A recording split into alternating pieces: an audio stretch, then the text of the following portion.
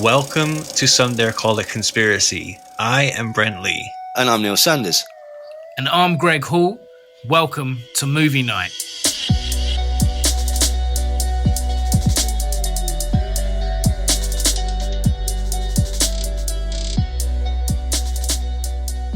Happy birthday. Thank you, man. Yeah, you know what? I treated myself. I got a couple of DVDs. I got The Outfit, and which is what's his fucking name? I've gone stupid. Robert Duvall film where he plays totally against type, and I got a copy of Executive Action, which really liked it. Love it. Yeah. But yeah, it's a cracking film. Absolutely love it. Like really, like it's weird as well because it's very different and quite.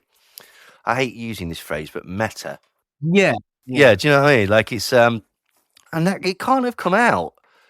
When did it come out? It's a 70s film, is it? But like, Is it like 76 or something like that? it's quite fresh, isn't it? Like, it almost reminded me of, like, you know, when they did that thing like the trial of Gary Glitter and stuff like that, where everyone went, it's a bit close, isn't it? Like, the bloke's, I don't think he's even in prison at the minute or whatever. Like, but yeah, it just reminded me of that. But I really, really enjoyed it. I like the rich Southern gentleman, and like.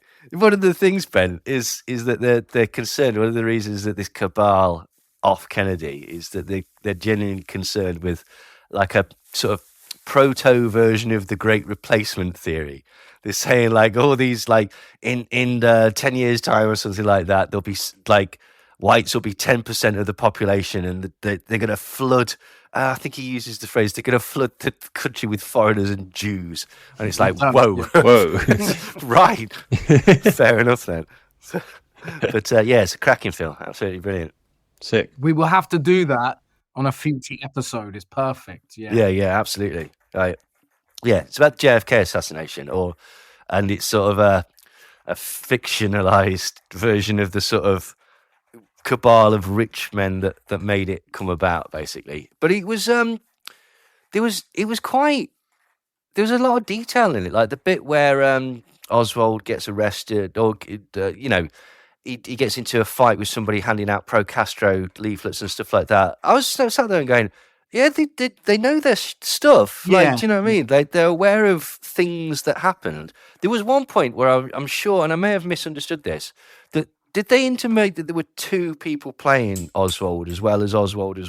Like, I may have misunderstood that. There was a bit where they were talking to somebody. I was like, hang on, is this supposed to be him, or is this supposed to be like a... Yeah, I think it is, right, from what I can remember. Yeah, because the one, you're going to be here and you're going to go into this place and cause a big fuss and tell everybody that you're Lee Harvey Oswald and blah, blah, blah, blah.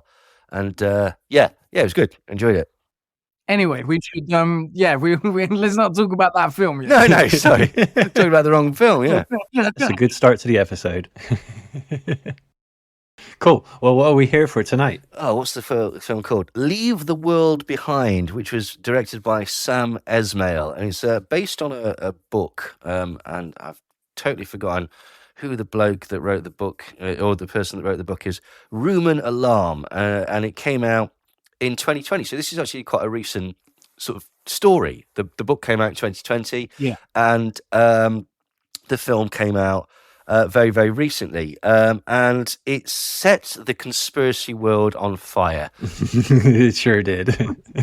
I saw it come up, and then Greg obviously sent us a message, didn't he? He was like, guys, we have to do this film. Yeah, totally. And so when I was watching it, I was watching it sort of with two minds. One, just to watch it as a film, and one, I was watching it imagining I was watching this 10 years ago, and seeing what all the symbolism and everything was saying. And there was a surprising amount, actually, to be fair. So, and there's one that I think is the best, or the most. If I still was into that sort of stuff, I would think that this was the most sort of the best bit of evidence, and everybody's totally missed this. Like, one of the things that people... So what we're going to do, we'll go through the film, okay, and we'll talk about it. But then afterwards, we've got an article from Vigilant Citizen. So, and we didn't find this article until after we watched the film. So basically, let's see if we got the gripes that they got right, basically, because afterwards we'll see what they actually said about it. But there is one. So this film was produced by Higherside Productions, and Higherside Productions is the company that's owned by the Obamas, the tan suit wearing Antichrist. And so this obviously, set people's tongues a wagging, and they kind of had a look at the film, and that it's something about the world coming to an end. And so immediately everyone was like, well, this is significant, obviously. Like, it's not just a film. This must have some sort of involvement by the elites. It must be the elites trying to tell us certain messages. And there might well be some sort of hidden clue in there or whatever. Who knows? Like, do you know what I mean? It's like, we don't know. So we watched the thing. But here's the thing. Do you know what this is the one that everybody's missed. So, like, sorry, let's just get it out of the open. Do you know what the logo for Higherside Productions, the Obamas production company, is? No, I'm going to guess it's some sort of flame or something, or one eye, or... Oh, close. No, it's better than that. It's so much better than that. Right? It's a truncated pyramid with 18 steps. Oh. Wow. Oh. A truncated pyramid, obviously representing the truncated pyramid. Oh Christ! I've got myself wrapped up in the microphone. The truncated pyramid representing, obviously, the unfinished pyramid of the Illuminati, and 18 being significant because it's a coded 666. 3 6s is 18, and so that's the thing. It's actually supposed to be some steps going up, but it is in the shape of a trapezium or truncated pyramid, and as far as I could tell, there are 18 steps on it. So, and everyone seems to have missed that. Well, they didn't do the research, did they? Well, this is it. Maybe that is actually significant or whatever. Like, and there's probably something that could be taken out of Higherside Productions, which would mean that they're producing from a lower side, which is obviously hell. So, this is how these things work, Greg. Like, you've just got to sort of go hog wild and just try and see what comes out. When I saw it, I thought, is it because like Michelle Obama did that whole thing of like, when they go low, we go high? Oh, probably. There's probably a far more sensible, or it's just one of those things where it sort of sounds like a kind of relatively positive business, doesn't it? Like, like you need, when you're doing a production company, like you need to call it something like, I don't know, Progress, or I don't know, think of a good name like Entertainment Industries or something like that. You don't want to call it, oh, this is a brilliant way of maximizing all our revenue. Like, something like that, or be honest about it. We're going to put some money in and fiddle with the thing, and basically we're going to take most of the money back. It's win-win. It's brilliant. Like, and that's what producers really do. They sort of, Greg, don't you? They're the money people, aren't they? Really. But what can often happen is sometimes the producer will have more influence over the film than is right. To the point where you'll start to sort of like, mess with the director's vision or whatever, because basically they have a particular idea about it. Yeah, I guess with this project, I think they're down as exec producers, right? The Obamas. So, yeah, naturally, exec producers will bring money to the table. So in some respects, they're probably like, getting nice tax breaks. Yeah. Again, another real conspiracy there is like rich people kind of through art and culture probably like getting massive tax breaks. Yeah, absolutely. Like if it makes money, brilliant. If it doesn't, we write it off as a tax loss, which means that we don't have to pay that as tax, essentially. So yeah. Now, I know I've read interviews with the director where he said he has kind of spoken with Obama, and Obama, I wouldn't say was hands-on, but was kind of giving feedback and was kind of involved. But I guess what amazed me was like how we said at the start, how we kind of came across this. Yeah. Was, I heard about it via, I think, Mike Rothschild. Yeah. Just like Twitter just exploded, and all these kind of grifters, everyone has theories on this film. And I think just the Obamas must know that no matter what they do, like, this is kind of great PR. Yeah. You know what I mean? Like, this is the best PR you could get. Well, here's the thing. Again, it was littered with references to various sort of conspiracies. The entire film was, and so if I was watching this 10 years ago, I'd be like, they're taking the piss. They're taking the fucking piss. Like they're literally rubbing it in our faces. Not entirely sure what, but there's something there. And no, but this is. I mean, I read that actually Obama was the. I mean, he'd read the book and he was impressed by the book. Basically, now the book is very, very similar. There are apparently. I mean, I don't know about the dialogue. This is the thing, because like there's certain speeches and stuff that go on in the film that, you know, but plot wise, the book is pretty similar to the film, other than the daughter of George's daughter is actually his wife in the book, and that's about it. That's about the only really significant change, to be quite honest. I'm not sure that there's Teslas in the book. Again, I don't really know, to be quite honest, because I haven't read it. I just sort of read the summary and looked at what the sort of significant differences were. So, but yeah, what did people think just before we sort of go over the film? Like, did you like it? What do you reckon? For me, there was things like I really kind of liked about the film. I think the premise was really clever. Like I always love things where there's a small microcosm and it explores a bigger world. So this whole premise of this family being away, kind of Airbnb, then the owners turning up, playing upon the kind of tensions within the characters, and then like it's showing what this bigger catastrophic event is unfolding, but you're seeing it through this small group of people who don't really know what's going on. Like I really love kind of ideas like that, and I think, you know, if the book, from the sounds of it, had that same strong premise. So there's things that I really liked about it. And then there were some kind of moments that personally I thought were, you know, so and wasn't that favorable. So, you know, there was strengths and weaknesses for me. Fair enough. You quite liked it, didn't you, Brent? Yeah, I enjoyed it. I just got sucked into it and just like sat down and watched the whole thing, and I thought it was quite enjoyable. There was a few characters that were kind of annoying to me, but the plot was pretty cool. I just enjoyed it. Fair enough. I liked the cinematography. I liked all the shots and stuff and the drone shots and things like that. I thought it looked really good. I liked that. I liked the whirling. He had a lot of crane shots where it'd flip up and round and twist and stuff, and then go down and focus on something. Yeah, there's a few bits that I was watching. I was like, I gotta ask Greg, how would they do that? Yeah.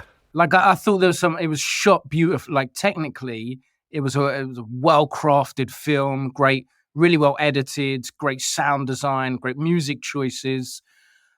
Personally, like some of the times, some of the camera stuff, like it felt a bit unmotivated and a bit showy offy. Yeah, totally. That was the only thing. Like it was great. Yeah, I don't know the full process of it. I mean, they would have stitched shots together probably through CGI, but it felt like sometimes like, okay, well, you can move through windows. What does that really add to the story? And part of me, I did read someone described it as being like overly directed. Oh God, yes, yeah, very much so, yeah. And that's sort of clearly, you know, I think it's actually a really entertaining film. Loads I loved from it, and I do think it is very well directed and really does have a strong vision. And some of the shots of like the roundabout that look like the all-seeing eye, there were some beautiful compositions. Yeah, but for me, at times, I did feel that some of the technical camera work. I wonder how that would date in a few years, and it felt gimmicky. Well, to an extent, it reminded me of, what was that one that we watched with Jesus in it, saving the children? Sound of Freedom. Thank you. Yeah. Like, you know, where that started with a really nice swooping, twisting camera shot, and that was like, well, that's the peak of this film. And I think that kind of happened with this one as well. Like, for me, like, again, I liked the technique, but I did think that's kind of bolted on, because they did it like 3 or 4 times, and as you say, it didn't actually do anything other than go, ooh, that's a pretty technical shot. Like it reminded me, it almost again similar to Sound of Freedom. It was almost like music video bits that were kind of stitched together, basically. But like, and although the shot where later in the film where there's a plane crash and the bloke goes running through the door and all the water comes through the window. I thought that was a reference to Buster Keaton, surely, like where the house falls over him or whatever. I thought that was because just the way that it was framed and stuff like that, and I actually really liked that bit. I thought that bit was really good. Yeah, I was also going to say, like, I'm not a film buff. Like, you guys obviously know your films and that, but it gave me a real, like, 70s vibe. The way that it kind of built tension with, like, the music and the shots and everything. I could actually, like, feel, like, an uneasiness. You Right. know? I don't want to come across as Mr. Miserable Contrarian or anything, right? Okay, but You don't have to try hard at that, buddy. Yeah, sure then.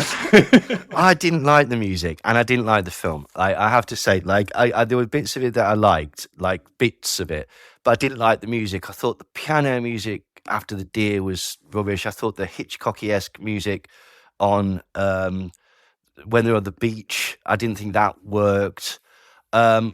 I don't know. It just jibed with me, and oh Christ, the dancing scene.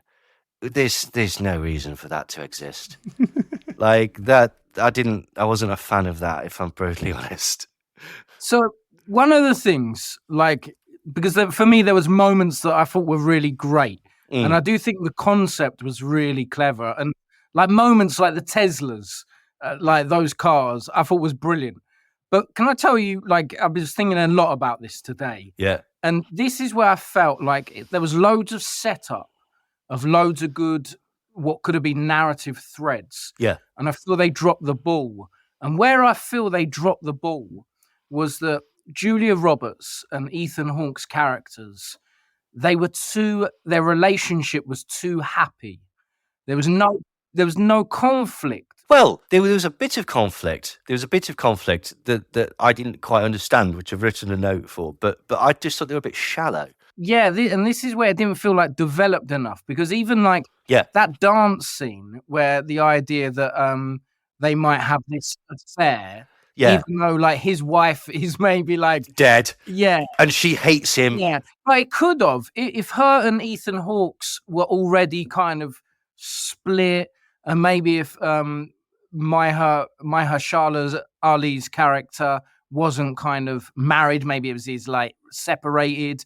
Like there could have been tension within the house, and even then, like between Ethan Hawke and like the two main male protagonists, and even over the gun, like I felt like it could have become like the whole internal world could have had much more conflict, and come together. And it felt like by the end, the third act, because there wasn't that conflict between the characters, they could only look outwards to the external world. And that was kind of useless. And I felt like it could have all exploded in that house. Yeah. A lot more effectively. Yeah, totally. Yeah. I still enjoy it. I quite like the Friends ending. Yeah, I like the ending. Yeah. I actually like the ending. The bits that most people didn't like, I actually, which is the ending essentially, I quite liked. You liked it because it was over. Well, no, just because it was hopeless. Like, always, that's how I read it. They're all going to die. They're all dead. They're all going to die. They're done. They're absolutely done. So she's gone, escapism. But we're getting ahead of ourselves. I tell you, right, and this is what, right, it set me up badly, okay? It totally set me up badly, because the second it came on and Julia Roberts' first thing, I paused it, and it so annoyed me, I had to have a little walk around the coffee table and go, is that what you're fucking doing? Is that? There was so much exposition in the opening speech. Julia Roberts said something to the effect of, "Morning, darling, I've been up for hours. I've booked as a holiday. You know I'm stressed with my job as a high-powered blah, blah, blah, blah. And I know that you're finding everything wrong with this and that and blah, blah, blah. And the kids and everything and so and your brother who's over there." And it's like, that's piss poor, that is. And then Ethan Hawke responds by going, "Yeah, we haven't been on a holiday with the kids for ages." And he's like, oh, for fuck's sake, how much exposition can you fit into one thing? And he's like, well, that's the story then. Good. Like, now get on with it. And it just seemed plonked. Also, like, I'd seen the meme of the coded 666 in the opening shot. So when Ethan Hawke's in bed, right, there's a 6 on his mug, there's a 6 on his clock, and there's another clock on the other side that also has a 6. So technically, there's a coded 666. But that thing. And I also thought that Julia Roberts, she then goes into a speech about how I was watching people blah blah blah, and with I forget the word that she uses, but it was like, that's overwritten. Like this is like Dawson's Creek all of a sudden, and she goes through this whole speech about blah blah blah, like that was it. The first speech, I'm busy, you're anxious, I booked a holiday, and then she does this thing about I fucking hate people, and there's a dunt, and then the film starts, and it's like, you know what? Normally I'd like that sort of thing, but I just sort of found it a bit clunky, to be quite honest. You know, misanthropy, woo, yeah, let's go for that. Like, okay, but I don't know. It just seemed a little bit annoying to me. But hey ho, and the soundtrack was odd as well. I've put here. So, sorry, just to tell people the story. So, Julia Roberts and Ethan Hawke, they're this high-powered couple that live sort of in Brooklyn. Not super high-powered, but doing all right. They've got 2 kids, daughter named Rose and a son whose name escapes me. He's got black hair. Archie, Thank you. And they decide to go away on a holiday. So they go book a B&B in the middle of nowhere. And this is the whole point. They're just going to go there and just chill out and totally relax. And they get to the place and it looks fantastic. And for some reason, the music, when they were doing the sort of shots of the house, which is a very beautiful house, but the music reminded me of like sex films from the 90s. What was that erotic, like, what was that film, Chris? The one with something red that used to be on Bravo all the time. The crap sex films. The Red Shoe Diaries. Thank you, the Red Shoe Diaries. Yeah, it was like they just. That's what the music reminds me of. I just exposed myself there. I was just thinking of Showgirls. It was the 90s. It was a different time. Like, but yeah, it was just that sort of music. It was very sort of like swingy sort of, and I thought, oh no, this is just.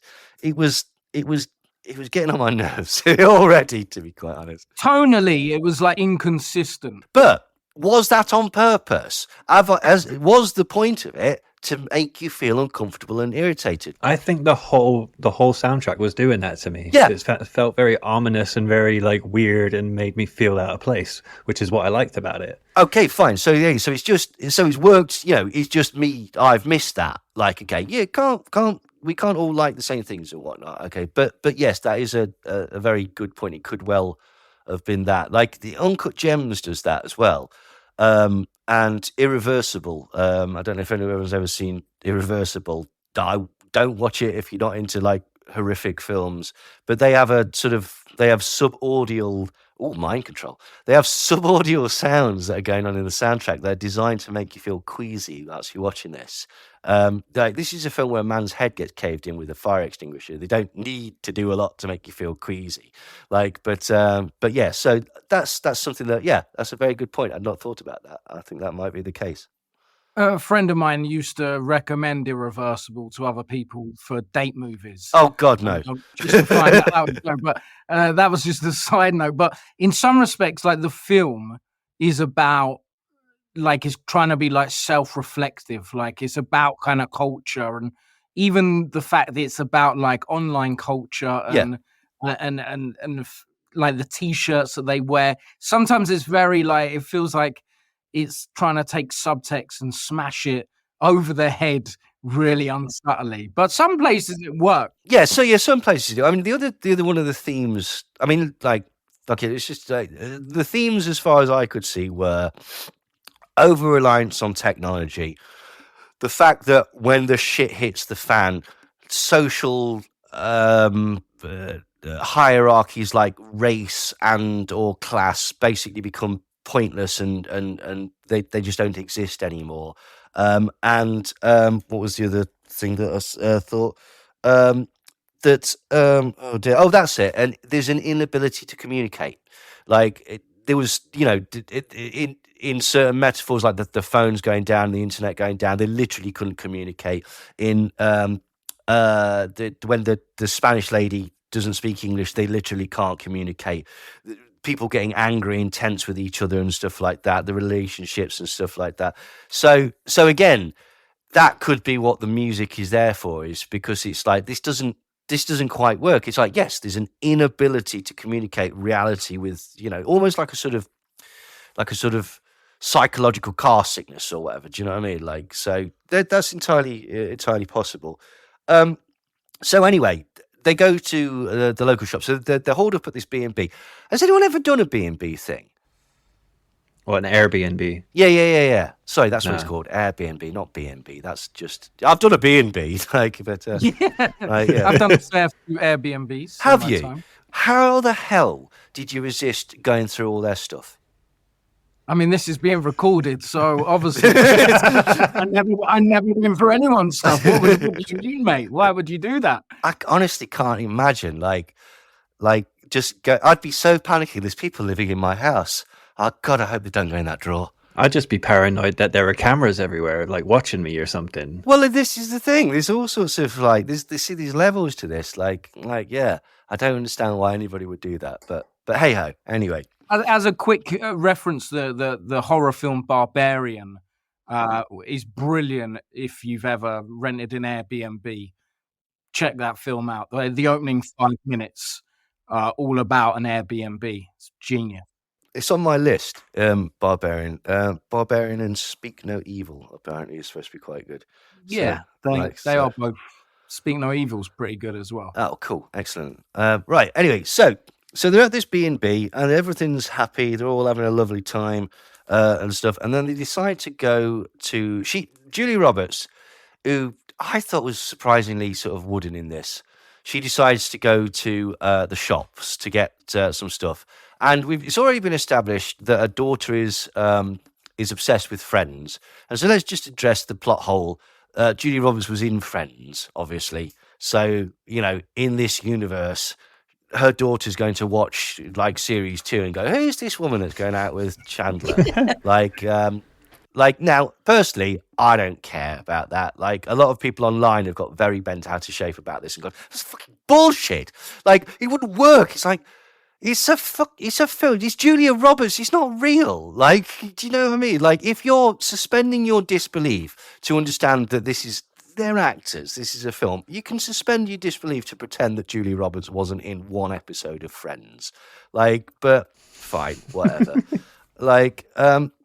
But anyway, so she goes and meets, she goes down to the shop and she sees this prepper there. And that immediately I saw him because he's dressed as like an American patriot. He's got his hat on and his hunting jacket and whatnot. He's got And his pickup truck. loading it with loads of stuff and stuff like that. Loads And of water. Yeah. And It's like, prepper, here we go. well, I mean, the thing is, it's like, it isn't because apparently they put quite a lot of effort into him. On his lawn, there's a tree, and this particular tree, the sap, you can turn into aspirin. So whoever was behind sort of, setting this up, they'd actually put a degree of thought behind this. I recognised it was Kevin Bacon either at the first time I saw him. Like, I just some guy, basically. So, but yeah, so he's loading all these bottled water and stuff into his thing. It's like, which, I don't know, if he was a good prepper, he'd have already had all of that stuff. But maybe it's just, can't hurt to top up one more go. I do think the level of detail you've just mentioned there is one of the great things about this film, and why I think, interestingly enough, there has been an explosion in kind of reaction videos and interpretation. Yeah. Because they're like everything from the choice of artwork on the walls and how the artwork changes over the course of the film to, like you say, the level of details with the prepper. I think that's one, like, that's great filmmaking. Yeah. Is really layered storytelling. Well, but this is what annoyed me, was because some of it was really good, and some of it was, but other bits just really sort of left me cold, basically. But hey ho. So anyway, they go to the beach, and even before they've set up their towels, there's like Hitchcock music, so you kind of know that something bad is going to happen. And anyway, so they're all there on the beach, just enjoying themselves and whatnot, and the daughter starts looking out to sea, and there's an oil tanker. Basically, this oil tanker just keeps coming, and it grounds itself on the beach, and everyone has to run away to escape this. And obviously, something has gone wrong with the navigation system. It's one of these big things. It's to indicate that something is not right. Earlier on, we'd seen that all the internet's gone down. At this point, the phones still work. But they've got power, but the internet has gone down. Later, the television systems all go to cock and stuff like that. But so they witness this sort of semi-disaster. This massive oil tanker grounds itself on a beach, so it's obviously gone miles off course. Something's not right. What was interesting is that the boat was named the White Lion, and apparently this was on purpose. The White Lion was a very prominent ship that was used in the slave trade. And so in 1619, apparently, and that is referenced whenever they're listening to a radio. Apparently, the radio station is always on 1619. So this is again, there are concepts of racial tension and the racial divide and class divide that basically come through the film, and this is one of the sort of the precursors. Now, again, the lad was wearing, you pointed this out, a lot of slogans and stuff on the t-shirts. He's wearing a Bikini Kill t-shirt. He's wearing an Obey t-shirt. That's pretty much because the guy who did the Obama Hope campaign, Shepard Fairey. Yes. Yeah. At one point, he's wearing a Rockstar Games t-shirt and stuff like that. And I don't know whether it's difficult to say, because this is the Fight Club. Fight Club is seen, or Wayne's World, for example. They have jokes in about anti-capitalism, right? Okay, fuck off. That whole thing's an advert. Do you know every single frame of Fight Club has got a Starbucks coffee cup in it somewhere? Yeah. Like as a hidden Easter egg. It advertises Hewlett-Packard, it advertises Apple, it advertises Volkswagen, BMW, Mercedes. It has its cake and eat it too. And so in the same regard for this film, I don't know whether it was making a statement about consumerism or whether it was just doing product placement. And however, my mind was made up when she just drove past and just all of a sudden went, "Oh, Starbucks." And then the next shot was a Starbucks coffee cup landing on the table. And then they never spoke of it again. And I was like, right, so that's just product placement then. I feel this film walks a very thin line, because weirdly enough, one of my favorite moments is the fact after the disaster of the boat and they're all in shock, she says, "There's a Starbucks." And then it cuts, like you say, to the close-up of a Starbucks. And I kind of felt like, is it saying that that's where they get comfort? Yeah. Because there's been a disaster. Yeah. It's oh wow, no matter where we are in the world, there's a Starbucks. I feel comforted. Okay. So I feel it did partly, it was trying to criticize consumerism and capitalism. Yeah. Okay. No, I can see that. But where I would kind of probably agree with you, Neil, is and it's funny we mentioned the Obey thing, and what's the guy named Shepard Fairey. Because I was thinking about that change campaign of Obama, that he was very good at branding, and was meant to be this very kind of radical change, but really it was just another arm to neoliberal capitalism. It was just another. It wasn't real change, and so in a way the film is trying to be radical, but it's a Netflix special, so it's only going to be so radical. No, that's actually brilliant, Greg, because it in its attempts to brand itself as anti-capitalism, it has in a sense fallen into its own trap, and just like Obama did, as you say. That's very shrewd, actually. Brilliant. I'm going to steal that and claim that for my own. But anyway, so they go back home, and then all of a sudden there's a deer in the back garden. And again, if I was watching this a few years ago, I'd be going, well, that's Satan, isn't it? Because deers are Satan, aren't they? Like stags sometimes. Lots of things can be Satan. But potentially that could be. It depends what you want to think about it. Apparently, according to the author, it was just we use deer because essentially they're normally quite placid and non-menacing, and so we wanted a strong image of something that was again jarring, that was because what seems to be happening is like deer seem to be collecting in their back garden or the back garden of this Airbnb. So, and then it goes straight to part two. And did anyone notice part two was called The Curve, and it immediately had a CGI shot of the Yes. globe from outer space. Yes. Flat Earthers must have lost their absolute shit at that moment. Like, seriously. And the daughter was wearing a NASA t-shirt. Yeah. And again, well, he had an Obey t-shirt, so Obey NASA. Like, In it. what do you mean? That doesn't even mean anything. Like, come on. Obey NASA. Like, all right, okay.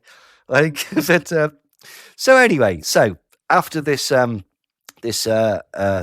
CGI globe,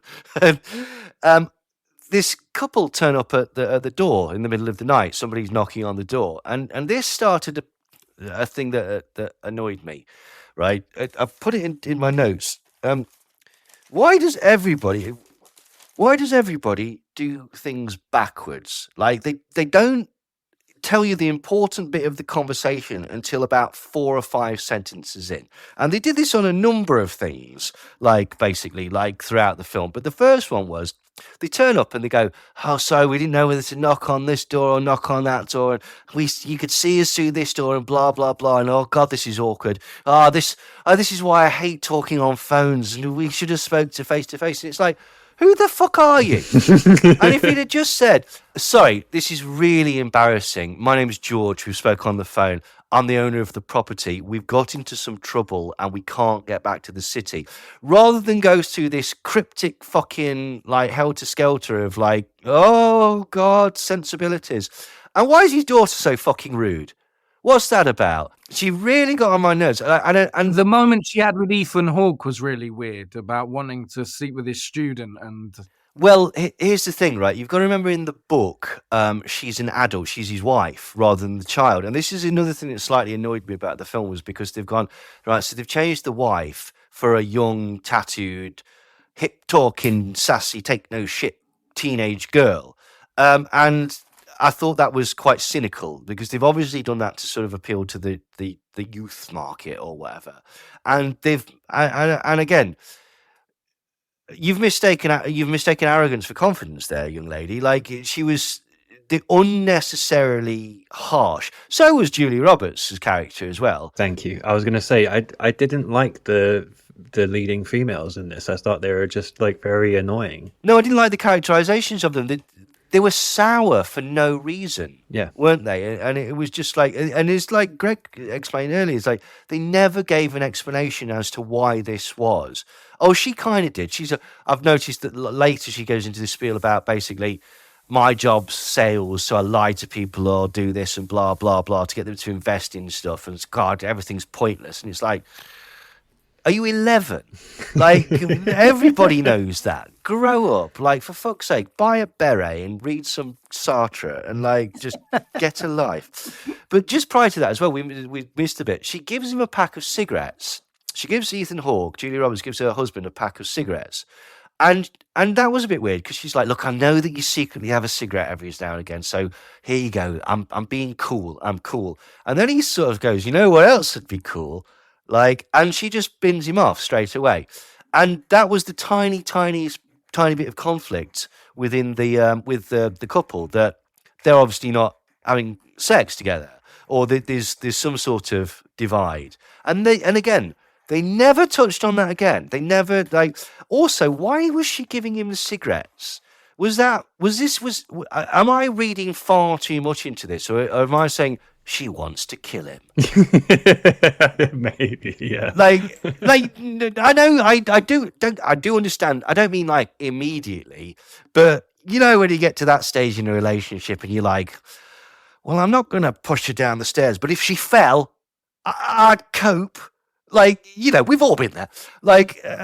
Whether it was that sort of stage where, they got to that sort of Christ, but I don't know. What did you think? I thought it was because they were on holiday and she was like, "Look, you sneak cigarettes here, just have a pack and enjoy yourself." What the fuck does that say about me? Right, anyway, swiftly moving on. But there were lots of sort of like, again, subtle sort of again the second that the daughter turned up with George, the owners of the house, she was vaping, whereas Ethan Hawke was smoking a cigarette. I thought these were sort of symbols that are supposed to show the difference in age. Like he later says he can't cope without GPS and stuff, and she's very sort of together and in the whole thing. In fact, all the kids are, to be quite honest. Yeah. Even when one of them might well be dying, he's surprisingly stoic.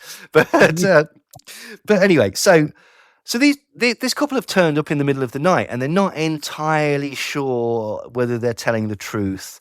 And Julia Roberts makes a couple of things like, I don't think that they look like the sort of people who would own this posh house because they're black. Yeah. So they're showing the sort of, again, the racial tensions and the class tensions. And the irony of this is that actually George and his daughter are far wealthier than Julia Roberts and Ethan Hawke, who have a none too shabby existence themselves. So it's almost like this sort of jealousy kind of thing. And then even later on, both characters, that Ethan Hawke and Julia Roberts and George and his daughter, both have conversations that essentially imply we can't really trust these people because they are the opposite race to us. Like, she goes on to think about they're white people. We can't trust white people, kill Whitey, essentially. And then Ethan Hawke, Julia Roberts does a very similar thing, preying on stereotypes and stuff like that. So, again, this was what was slightly annoying because, like, it was almost M. Night Shyamalan type stuff where they turn up in the middle of the night and, what's going on? Are they telling the truth? Are they not telling the truth? I mean, the second that he basically opened the drinks cabinet, you should have gone, yeah, they're probably telling the truth. I mean, even the next morning, Julia Roberts tried to catch the girl out by going, do you know where the coffee mugs are? And she says, yeah, they're here. And but again, all of this could have been really resolved a lot easier. Have you got your ID? No. And then he does this thing, I must have left my coat in the commotion. It's like, what commotion? Oh, yeah, sorry, I didn't tell you about the really important thing about the commotion where basically New York went into a riot in the middle of the night. And so we had to get out and try and get home. And so, again, there's a lot of points in the story. It's like, if you'd just explained yourself, it would have all worked out. But again, that's somewhat the theme, isn't it? The lack of communication. That girl could have gone, I'm going to go into this room and show you exactly what's in this drawer. It's my house. In this drawer is a green feeler top or whatever. There you go, my house, brilliant. Or whatever. They never quite explained why there were no photos of them all over the house. Like, they set that up as a plot point. Like, why are there no photos of them? Like, and that never really got resolved. But maybe it does in the book. Who knows? Yeah, but these things never run how they would do in real life. If they did, No. there wouldn't be a movie. No, this is true. Like horror movies. Why are you running upstairs? Because if I ran outdoors, the movie would be over. Yes, this is a fair point. Interesting, though, when the daughter, got the vape, did you notice that there was all photos around her on the wall? There was a lot of there was a lot of slavery stuff, wasn't it? Yeah.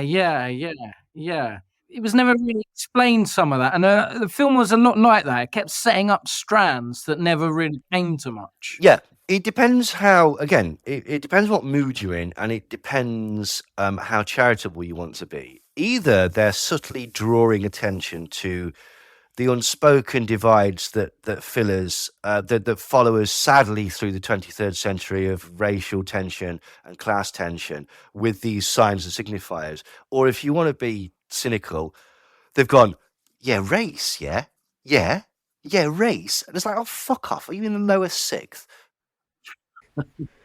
Well, I was going to say, at the end of the day, though, these are real things. No, absolutely. Especially in America. Yes. Like, racial tension exists massively. People are prejudiced against each other. Like, I thought it was quite interesting, obviously, with Mahershala Ali and the daughter, Ruth. Like, he very much reminds me of Obama. Yes, in his mannerisms and stuff. Yeah. Definitely. His mannerisms and the way he portrayed himself was very like that. And obviously, I would say, well, they definitely have faced that kind of stuff, like, often. Like I've said before, like, half of my family's black. My stepdad's black. My 4 stepsisters are all black. And everyone's had, like, we've all experienced like this racism, especially between our family. Mm. Like I could go into a shop and not get followed around, but Yeah, then my yeah, dad yeah. would come in behind me and they'd be following him around. Yeah. And I was dressed like a punk, Mm. you know, and he was dressed in like a US military uniform. So it's just like this stuff does exist. So I thought it was quite a normal portrayal, to be fair. It's not that. No, my criticism isn't that. Oh God, blah blah blah. It's that I felt it was a little bit heavy-handed, and almost came across as sort of It just is like I wasn't entirely sure what the message that they were trying to say was. Like they got like you were saying earlier, they started with some interesting sort of okay, let's examine this, and it really boiled down to sort of racism is bad. It's like we know racism is bad.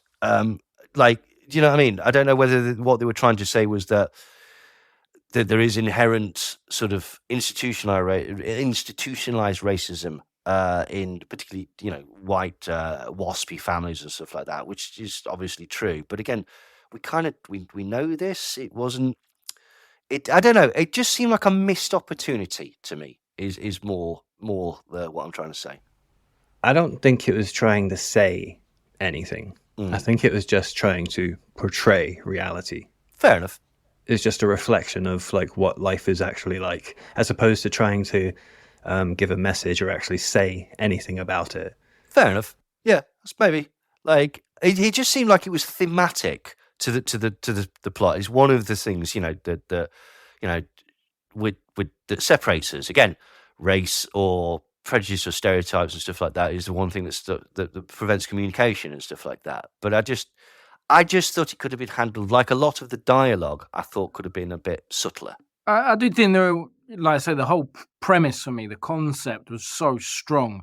Like it was great that just through this two families, this one house, it all kind of represented America and race and class. Yes. Conceptually, it was so strong.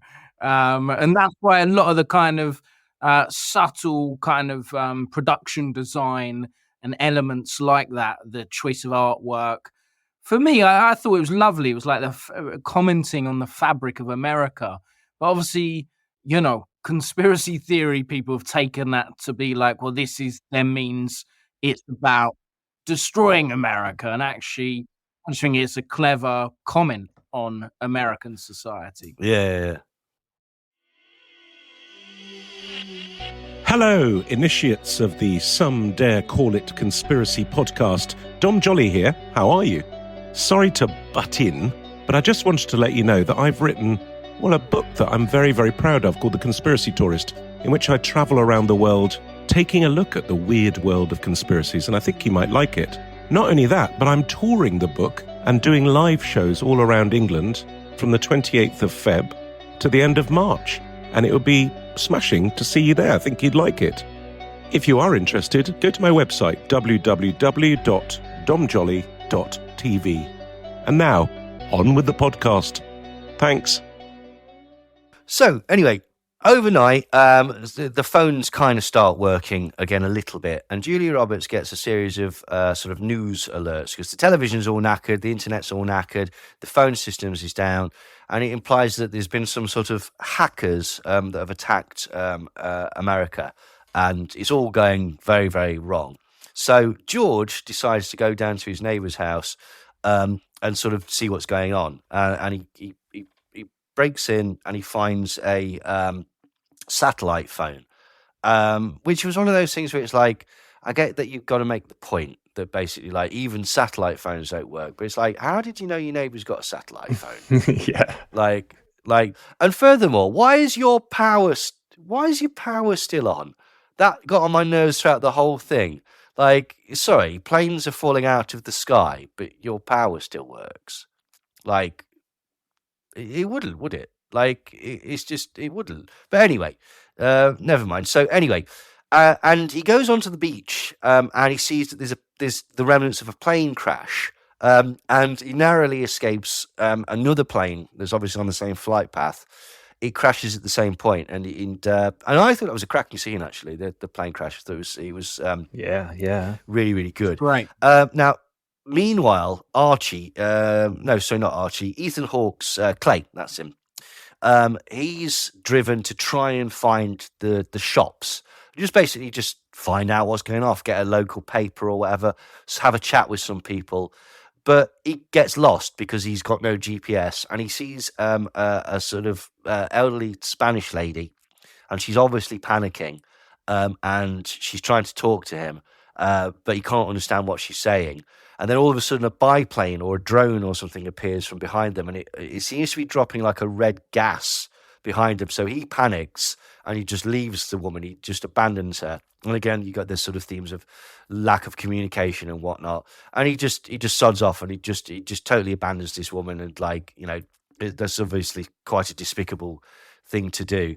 And it turns out that this gas isn't actually gas; it's a load of leaflets that have got Arabic writing on them, basically. So they go back home. Meanwhile, Rose, who's the daughter who's obsessed with Friends, and Archie, who's the lad, they've found this sort of cabin out in the woods, and they've gone out and sort of looked, just basically gone out to see it. In the meantime, so the daughters had the George's daughters had a slightly bitchy conversation with Julia Roberts, and she says, "Oh, your daughter's obsessed with Friends," and she sort of poo-poos it and says, "Well, I kind of watched it, but it seems nostalgic for a time that never existed." And initially that kind of irritated me because it was like, no, it definitely existed. I was there. But I get what it comes. It actually comes from a Jello Biafra from Dead Kennedy's speech, apparently. And it's to do with the concept of idealization and the dangers of idealization. And I thought about that and I was like, that is fair, to be quite honest, because it did show a sort of hyper reality, Friends. And it made everybody aspirational for a certain type of lifestyle. Do you know one of the strange things that Friends, one of the casualties of Friends, the English greasy spoon? Because all of a sudden, cups of tea and like bacon butties and stuff like that weren't sexy, weren't attractive. So they were all closed down in place of coffee shops that were basically aping Central Perk. And, the big coffee cups and stuff like that. And then that's when Starbucks sort of took hold in the UK and stuff like that. Apparently this is one of the things that Friends destroyed. Also, there was a time when Ethan Hawke started wearing a bowling shirt. And again, I thought, is he supposed to be looking a bit like Chandler in this? Like, as a sort of another reference to Friends, like, but potentially, I don't know. Personally, I loved the kind of Friends reference throughout the film. And that the line, I'd written down that same bit of dialogue, Neil, that you kind of just quoted about, nostalgic for a time that never existed. And, I myself, my daughter, when she turned like 10 or 11, just binged watch. Kids do binge Friends. So I've actually seen like this younger generation. And it is so interesting how, the film in a way was kind of commenting on culture and weirdly about streaming and online culture, which is quite ironic because it comes from Netflix. But there is something I think, deeply profound about this idea of how things like Friends, they are these time capsules, but really they are kind of cultural products that weren't real representations of that time and place. Well, but here's the thing, is that we would slightly argue against that, is that they became representations of that time and place, right? Okay, because if you think back to sort of like all of a sudden, lots of lads all of a sudden wanted short, spiky, bedhead type hairs, the Rachel haircut. I had a wardrobe full of bowling shirts and stuff like that because, like, this is what they were wearing on Friends and stuff like that. So, in a sense, this is the bizarre thing about culture and capitalism and stuff like that. You're right. It was hyper real. No one can afford that apartment. Nobody's that close with their mates and stuff like that. No, but this was the time, again, mentioned it previously, Dawson's Creek. That's not realistic either. None of these things are realistic because they're television. It's like Brent said earlier, if it was real, this would have been resolved in 5 minutes and we wouldn't have had a film. But this thing about Friends, where that sort of fell down, was because it was such a cultural phenomenon that it itself started to bleed back into society. In as much as I can't think of a girl at my school that didn't at one point have a Rachel haircut, or pretend that they were Phoebe. Like, do you know what I mean? That sort of stuff, basically. But yes, but I suppose the point still stands that basically it's about the dangers of idealization, and again, potentially stereotypes. Really, like, do you know what I mean? Like, it's it builds into this idea of if you don't really know someone or communicate with somebody, you have an idea of things that aren't realistic, which is ironic because that's exactly what all the conspiracy theorists have done with this film. But so they then Julia Roberts and Ethan Hawke decide, sod this, we're going to escape with our kids. So they decide to drive and try and get across the bridge back to their home in New York. And they get there and discover that it's all blocked up with all crashed Teslas. Then all of a sudden, they've been hacked to self-drive and cause a massive crash and a pile-up to block all the exits to major cities and stuff like that, which I thought was quite a good, real good plot point. Although when she was going down the road to try and escape them and she was swerving backwards and forwards and they were all coming at her at like 80 miles per hour and stuff like that, was I really the only one that went, pull over to the side of the road? Drive on the hard shoulder, yeah. Like, what are you doing, woman? Like, I thought it was a really great scene. What was interesting about that was that Elon Musk got really cross about that scene because he'd seen a photo of it and seen all the stalled Teslas, and he'd assumed that they'd run out of power. And so he put out a tweet saying, this film's nonsense. Teslas have got solar power, so even if it goes Mad Max, we'll be able to continue without petrol. And everyone pointed out that's not what happens in the film. You've blatantly not watched the film, which is interesting because, again, although to use Teslas like that, it is another product placement. And so one would assume that Elon Musk would have been consulted about this. He had to sign off on that, didn't he? You would have thought so. Surely. Yeah. The other thing there is he just did the classic thing, like, don't want to spoil it for everyone, but that's exactly what every single conspiracist did with this film. They didn't watch it. No. They saw a clip or a picture and they assumed a bunch of stuff about it. Yeah. Very much so.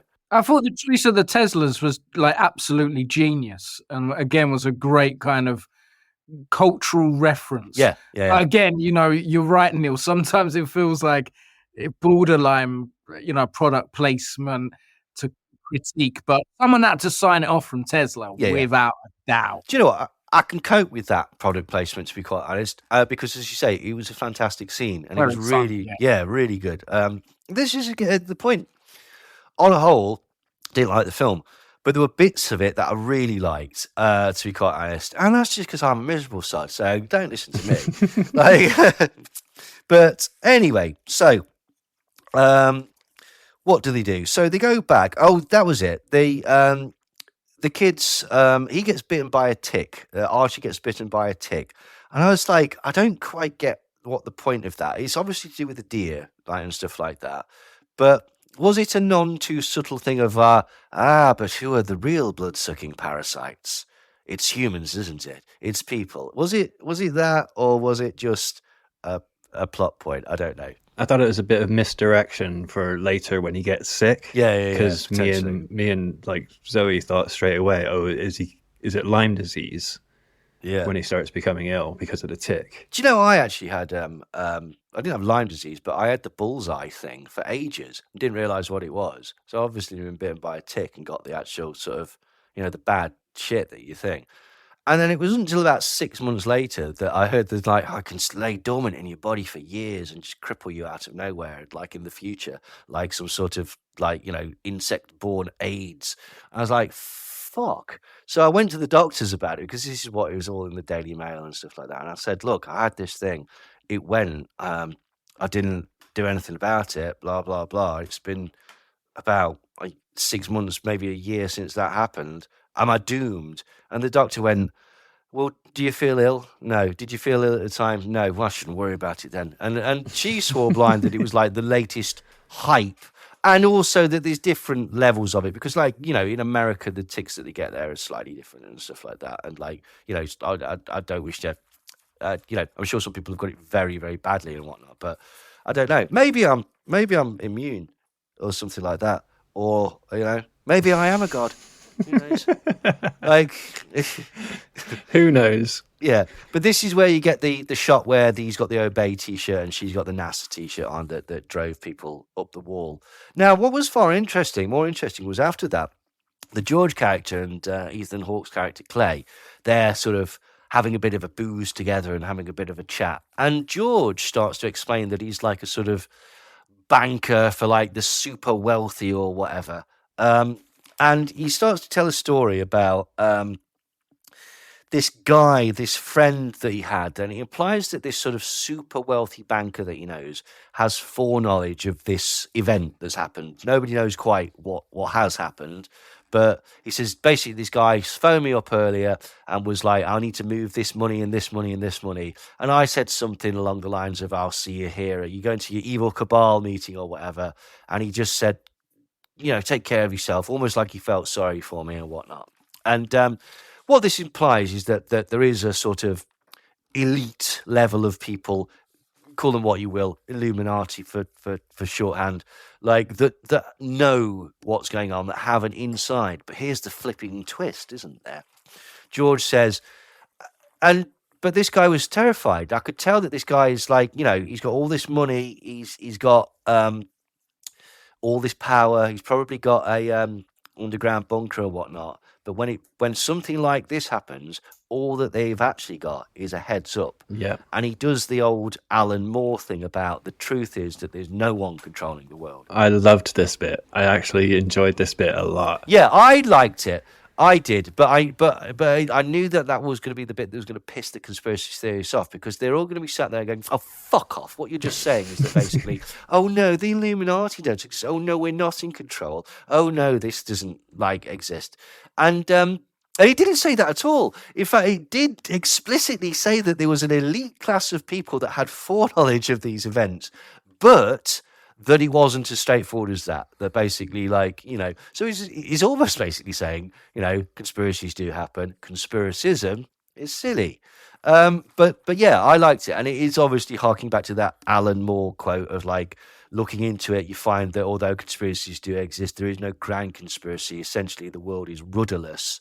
Nobody's got their hand on the tiller. It's chaos. And that is actually far more scary. Which is true. It is absolutely true. Yeah, I like that. All the while this is going on, basically, George's wife is supposed to be on a plane coming home, and they just can't get in touch with her. So it's heavily implied that she's dead, or that the likelihood is that she's dead, because we've already seen 2 plane crashes, and everything's gone to shit, except for the power at their house, which is miraculously still on, which allows them to play this fucking that song. The dancing scene. I was not a fan of the dancing scene. Now again, maybe I'm a sort of cold, heartless bastard. Just leading up to the dancing scene, I think there was a number of misfired scenes here. Yeah. We're skipping over the weird masturbating scene. Oh yeah, I forgot about that. That was just odd. No, hold on. I think though that ties in with everyone's reliant on certain technologies or what they do with it. So the sister streams Friends. Yeah. And obviously he, as a young man, is into Pornhub and stuff like that. So he couldn't get onto the internet, so that's what he used. I feel like it's a similar thing. So it kind of did make sense. It was just a bit awkward having to kind of watch that. Well, and I don't quite understand, because he sort of thought better of it, didn't he? Well, what his facial expressions would go was, "Oh, this is wrong. I shouldn't be doing this." He'd taken photos of the George's daughter, Ruth, in a bikini. And she actually caught him doing it, to be quite honest, as well, which is revealed later. But yeah, that was a strange scene. And I don't quite know. Again, it was one of these things, like their conversation about sex earlier, that just, it sparked an intrigue that never seemed to go anywhere. And again, I thought that happened a few times. Maybe that's examined more in the book or something. And it just to do with sort of editing it down for time. It just, I don't know. I mean, I did read somewhere. I don't know if this is true, but someone was saying this was intended to be a mini series, and that's actually why there's kind of like 5 chapters. Okay, that might make sense. They could have breathed a bit more, but who knows? There's so many different theories about this film online. You can't trust anyone. Well, the only thing that I thought about it was that basically, thus far, everybody, all the characters have come across as, in one way or another, a bit unpleasant. The most, and maybe that was sort of the point, because, you got, the Julia Roberts character is horrible. The Ethan Hawke character is seemingly ineffectual, and then he's left that Spanish woman to her fate. We assume her doom. The George character, he's not entirely on the up and up. That's what is given. He's very, very guarded. Thank you. That's the word I'm looking for, particularly with his information of what he knows and stuff like that, and isn't sort of, again, could have solved a lot of problems by just explaining what was going off. The Rose daughter, the daughter is sort of very sort of disinterested in everybody else. The Ruth character is obviously very sort of cocky and rude. And there's a bit where just before he gets bitten by the tick, where he's trying to scare her, they're doing older brother stuff. And then she says something about, I'm never going to, what was it she said? Nobody ever listens to anything that I say. And he says, oh, you're probably right. And then he just edits and it's cut. And I was like, again, I get the themes of communication and stuff like that, but I just didn't quite understand that, to be quite honest. And then Rose later tells this story about the West Wing, where basically, it's this story where God tells this bloke that there's a flood coming, and he gives him several opportunities, but then he doesn't heed these warnings and gets caught up in the flood, and he gets cross with God for saying, why didn't you give me any warnings? And he says, well, I did. I gave you several. You just didn't act on those. And so she says, well, I'm sick of waiting, implying that I'm done with this. I'm going off to do something practical or whatever. And the following morning, she disappears. She also, there's the scene where Ethan Hawke is with Ruth and they're smoking weed together, and Ruth's being a bit flirty with him, which is a bit weird. And then she sort of later accuses him in a conversation with her father, saying, I swear he's trying to fuck me. And it's like, I didn't see that personally, but it was, I don't know, again, maybe because they've changed it from an older lady to the daughter or whatever, that scene didn't quite work. Maybe it was a bit more tense in the book. This was at the same time that Julia Roberts is drunk dancing with George, and it very heavily implies that they were this close to having an affair, essentially. And then he remembers, oh no, fuck, I've got a wife, haven't I? And I miss her. And then he has a bit of a cry. Yeah, it's a shame. Some of those scenes just kind of, I would agree, kind of just slightly misfired. Yeah. But it's a shame because on paper, the characters are so clever. Yeah. Like the fact Julia Roberts, they're so perfectly, she works in advertising, but worked with the clients. And then Ethan Hawke is a professor in English and media studies wearing a Bikini Kill t-shirt. It's it's very clever. And then he drives away and doesn't pick up that woman, which is very good point, actually. Right? Some moments just misfired, but it shouldn't take away that actually it is a very clever archetypes and characters, and again, what it's kind of saying about the wider world. Yeah, totally. Right, so as it's going on, one of the points as well is I don't quite understand what I've written is why is George listening to his daughter's opinion? She's a child. Tell her to shut up. But fine, fair enough. Wisdom comes from the mouth of babes. Well, he doesn't know, does it? That's the point. But anyway, so they wake up and two things start to happen. One, Archie, who's been ill overnight, presumably because of the tick bite, his teeth start to fall out, a la The Fly. And that's slightly worrying. Yeah. I think maybe are we missing something then? Don't they all hear that sound? Oh yes, sorry. Yeah, the sound. Yeah, the sound. Sorry, I totally forgot about the sound. Yeah, at a couple of times throughout the thing, there's this sort of high pitched wailing, and it's never explained what it is. But later it is suggested that maybe this high pitched sound might be a microwave weapon, which we'll come on to in a bit, which is actually surprisingly a real thing. But anyway, so Julia Roberts and Ruth go to look for Rose, and they go and find this hut, and Julia Roberts does this speech about I study people so that I'm more effective at lying to them. We fuck each other over all the time. Human beings are bad, blah blah blah, etc. etc. And again, this is sort of the explanation as to why she's so sort of jaded in life and why she's such a nasty, like spiky, prickly woman, basically. And it's essentially one of these sort of capitalism is bad speeches, and it's one of those where it's like, she's absolutely right, but several things. One, this is on a product placement rich film that's on a pay-per-view film that is basically been put out by a production company that hopes to make a profit off the back of it, right? So it's a bit rich. Hold on. Are we doing that classic right wing thing of like lefties aren't allowed to make money because socialism? No. Just that basically this is her angle, is that capitalism is bad. And it's like, well, yeah, but you were in part of a capitalist endeavour. So it comes across as somewhat, I don't buy it. It's like Blink-182. They're not a punk band. Like they've got all the sort of trappings of anti-capitalism or whatnot, but I don't buy it. I thought that speech was put in there to make a certain amount of the audience go, fuck yeah! Kill everyone! Like, well, maybe not that, but like, for the first part. Again, it's a bit like the Obey kind of artwork in a way. It's kind of like radical to a point, Anti-capitalism sells. Thank you. They've marketed anti-capitalism. That's what it kind of came across to me. Which, I love watching films about anti-capitalism, so Yeah. I am the target audience.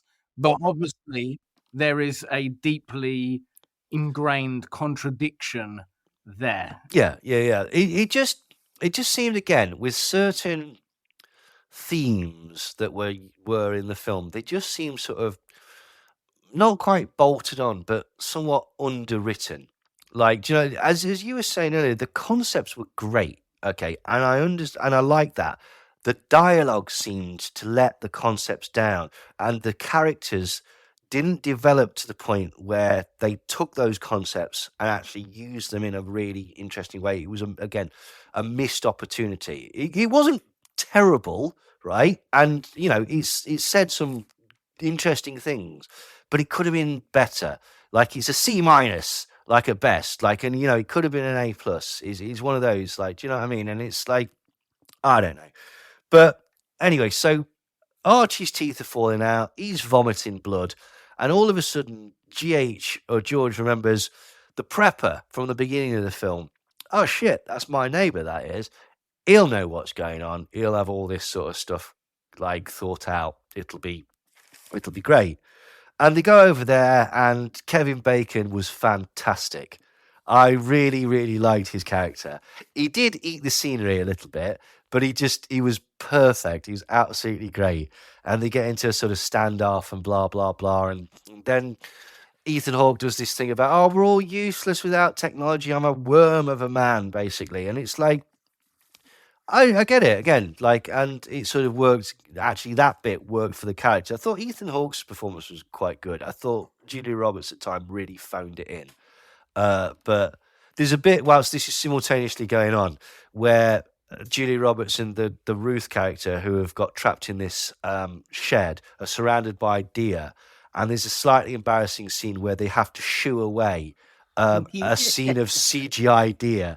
And I was very aware that there were no deer there, like whilst they were doing this. But it is what it is, basically.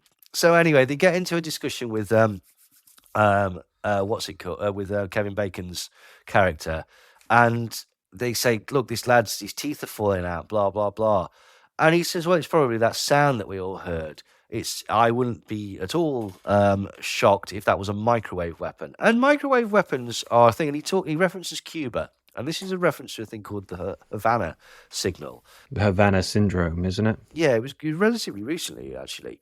And essentially, a lot of people got ill with all sorts of symptoms that usually would be ascribed to radiation poisoning. And this is not even the first. Now, there was no known source of it, and it was never confirmed that this was actually what happened. But basically, it very much looks like it. Now, in the 50s, the American embassy was it in Moscow? I believe it was being bombarded with radiation signals by the KGB.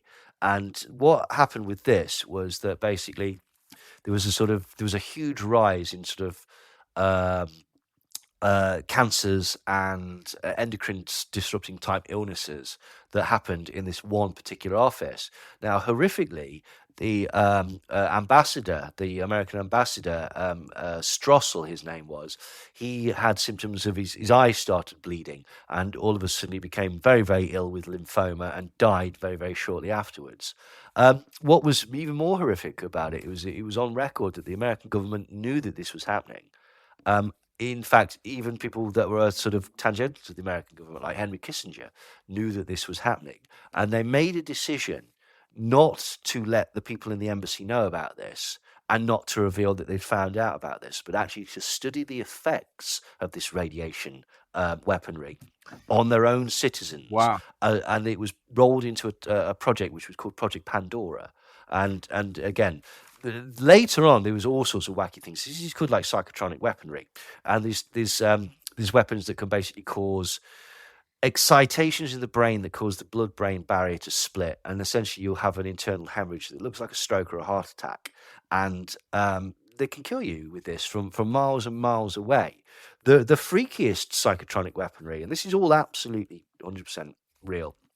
There's a thing called synthetic telepathy, which Raytheon even actually tested on prisoners in California, which is exactly what it says. It's putting a voice in your head that you cannot turn off. And people have found that this is surprisingly, jarring and disturbing to the individual, but also it's very, very difficult to ignore this voice. And the best way to make this voice go away is to do what it tells you to do. And whether they ever took this further than that, it is a bit shady. But they certainly, in the late 90s, I believe, Raytheon were testing this on prisoners in California. Anyway, there was a thing called the Ross Addy took this concept of psychotronics and these ideas a step further in America. And one of the developments that they found was a literal mind control device, whereby if you plug yourself into an encephalograph, those things that show the wobbly lines and whatnot, right? There are certain specific patterns that are created by certain frames of mind. So if you're very happy, it looks like this. If you're very angry, it looks like this. If you're very sad, it looks like this. And what they found was that by hijacking these signals onto the back of microwaves and beaming them at people, directly at people, the brain interpreted this as an organic signal from within the head, and it made you angry, or it made you sad, or it made you happy. And because the brain interpreted this as an internal signal, there was apparently no way to resist this. And so this was a bit that I actually really liked, because it was like, these things are real. Like they're maybe not as sort of prevalent as some people would like you to believe. They're the cause of every school shooter. They're the cause of this. That's not the case, obviously. But there is documentation that shows, at the very least, the American government and various other people like that were interested in trying these things and tested them, and even took to the point where they were considered as a viable weapon of war or a viable commercial deterrent to prisoners acting out. So this sort of stuff is crazy, and this sort of stuff is actually real. in inverted commas. In as much as, don't get me wrong, you're not going to get blasted by it down the street or whatever. It's not coming out of 5G. It's not coming out of the Tetramasts or anything like that. You're not being sort of made more sort of easily influenced by gases coming out of your keyboard or anything like that. This isn't happening. But microwave weaponry is a real thing, and has been certainly used in the past, and I'm sure will be used again in the future, basically. So I loved what this character said. This Danny, the doomsday prepper. He said, "You've got to read the papers deeper than page one." yeah. I thought that was a great line for a character. Well, here's the thing, though. Okay, it's brilliant in on a number of levels because he's right. But here's the thing that was also very well observed. Even his information was contradictory because immediately he says, "I knew something was going down because all the Russians left the embassies. My friend says that it's Koreans." And then Ethan Hawke shows him the leaflet that was obviously written in Arabic that says "Death to America." And he says, "Well, we thought it was Arabs." And then he says, "Well, maybe they're all teaming up together." And this was pure Alex Jones territory. Yeah. You don't know. Well, there's two ways of looking at it. One, reading between the lines and actually, going deeper into stuff and finding things out about politics. I found something out earlier about Project 2025, which is absolutely terrifying, which I'll talk to you about in a bit. So there's things that you can find out, but this was more the sort of fit in the facts that you do know, dot connecting and making a picture. And what was brilliant about him was whenever a piece of new information came to him, he did the Alex Jones thing. Assimilated it, yeah. He incorporated it into his narrative. Yeah. It's well, that makes perfect sense because of what I said previously. It's he totally contradicts what you've just said. It's not in my world, it doesn't. Because there's always an explanation for it, which is go higher. Like the Freemasons thing. Why makes a Freemason? He says that they're to just have a dinner every now and again. Oh well, when he gets into the higher degrees and when he gets it's one. So yeah, I thought that was very very very good. I like that. So anyway, whilst all this is going off, basically they get into a sort of Mexican standoff, and Ethan Hawke manages to persuade Danny to give him some antibiotics, which he gives to his son. In the meantime, Julia Roberts and the young rude girl, they've wandered out and they can see New York City and they can hear gunfire and planes whizzing by and explosions, which implies that something's going on. There's an attack going on. We don't know what's going on, but New York City looks like it's at the very, very least in trouble. And then it cuts back to George and Ethan Hawke, and George finally explains, and this is the third time in the film that he does this, right? Okay, wait until far too late in the communication to actually get the salient information out. He did it when they turned up to the house and didn't explain who he was. When he's trying to explain subtly to Julie Roberts that we're all doomed, but I don't want the kids to find out about this, he doesn't tell her about the plane crashing, the two planes that he's seen crashing, until they've got into a bit of a row. That should have been the first thing that he said, because that really explains what's actually going on. And then finally at the end of the film, he says, "Do you know what this has all reminded me of? This has reminded me of one of my elite super mates that basically has told me in the past about a plot that could destroy nations. And this is the most cost-effective way to destroy a nation." And I'm going to forget what it was. But basically, his first is cut off all communication, isn't it? Isolation. Yeah. Okay. And then cut off all communication and isolate people. Then scare them with misinformation and disinformation, which explains why some people think it's Korean, some people think it's Arabs, and some people think they don't know or whatever. And then he says, and then the final part of it is just let people essentially tear themselves apart. And that is what's going to happen. And those were bits that I thought, that's quite nice, because basically, that's a really bleak ending. Because he's just said, no, we're all doomed. The kid's going to die. He's vomiting blood. They're sooner or later going to run out of food. They don't get on. They're going to tear themselves to pieces. The world's gone to shit. And even if they do survive, what are you going to do? So I liked that aspect of it. In the meantime, Rose has gone off and she's found an even plusher neighbour's house. I'm not even sure if it's the same guy who had the satellite phone. No, it's different. No. Is it a totally different one? But she discovers somehow that this guy's got a underground nuclear bunker. Now, I don't want to be picky, but it was unlocked, which sort of defeats the entire purpose of having an underground bunker. Like, if anybody could just walk into it, find it, and go, "Oh, brilliant, I'm going to live here now," you're buggered. Because when you get back, you can't use your underground bunker. Also, there was a bowl of apples in there, and it's like, how long have they been there? But anyway, so she binges on junk food, which is a comfort. And she's and again going back to kind of the Starbucks thing, actually, again. And interestingly, at the same time, there's a huge amount of product placement there: Pop-Tarts and Oreos, Lucky and Charms, and all Lucky that. Charms, and all sorts of stuff like that. And then she finds the DVD wall. She finds a huge collection. You got in touch with me. She says you're going to love the end, and I know why now, because I have this thing about physical media, right? Which is that I hate Spotify and I hate stuff like that, and it's only because my brain doesn't work with it. If I have Spotify on, because I've got access to everything in the world, I'll never be happy. The one time I tried it, I was like an hour late to work because I was like, fucking, there's got to be something that I want to listen to. Like, if I've just got 10 CDs in the car, yes, CDs, remember them? If I've just got 10 CDs, that's what I've got to choose from. I'll pick them, like, whatever. But I like that, dude. I did like that message because basically it was like saying, you see, that's why we have physical media, because you can't rely on blah, blah, blah. If everything's in the cloud and intangible, also, it takes away the sort of specialness of it and the ownership of it. It makes everything transitory.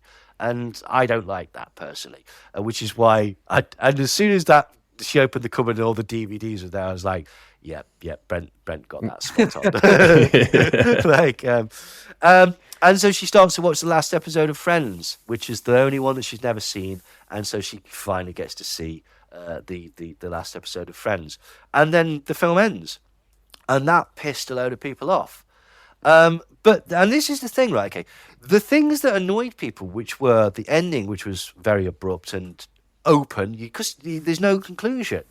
And also the fact that he never actually explains what the hell is going on. And there's certain things that are contradictory to one another. Like, is it a microwave weapon? Is the country being attacked? What's going on? Could be aliens for all we know. We just don't know. And I liked that because the characters wouldn't know. So they'd be getting these clues and stuff like that. And the abrupt ending I thought was cracking because it's just like, it allows you to sort of paint your own ending. And in my head, the ending was particularly bleak because they're doomed. They know they're doomed. Except for the little girl. She's in the bunker with a bunch of DVDs and a bunch of food, so she's sorted. Well, potentially. Now, in the book, she doesn't stay there. She gets a load of food and goes back to George's house. And that's how the book ends. So that's the one difference, or the two differences between the sort of narrative of the book and the narrative of the film. I thought it was a wicked end. I thought the whole Friends ending was like, with the physical media, was just really brilliant. And I kind of like the fact it didn't wrap up. I loved it. Yeah, loved that bit. Misfired in the film and could have been developed differently. But overall, I thought it was a brilliant, really punchy end. Yeah, no, I did. I liked it. I really, really liked the end. And Chris, who's always here, he was like, that end will piss you off, Neil. You're going to really go. I was surprised because, often stuff like that does, but it didn't. I actually quite, I really liked it. So that's the film. I kind of, right. Again, a lot of the sort of conspiracy readings and stuff from it, basically, they've obviously not actually watched the film because I saw a couple. One of it was saying that basically this is showing that you can't live without the elites. And it was like, at no point did I get that from watching the film. And then the other one was, this is a warning that this is what the elites could do to you if you sort of don't fall into line. It's like, no, didn't get that from the film either, to be quite honest. Like, I thought it was it's just a dystopia, basically. It's an end of the world film. That aspect of it I quite liked, to be quite honest. As I say, like, I like Threads. Threads is one of my favourite films. Like, and it is, it's nowhere near up in that league, but it's in the same ballpark, isn't it? Do you know what I mean? It's that sort of dystopia sort of thing.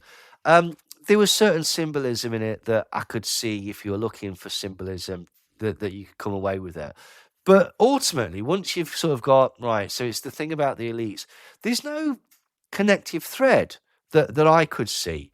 Like, other than the bollocks of, this is revelation of the method. And it's like, well, two things. One, that's not a real thing. We've discussed this before.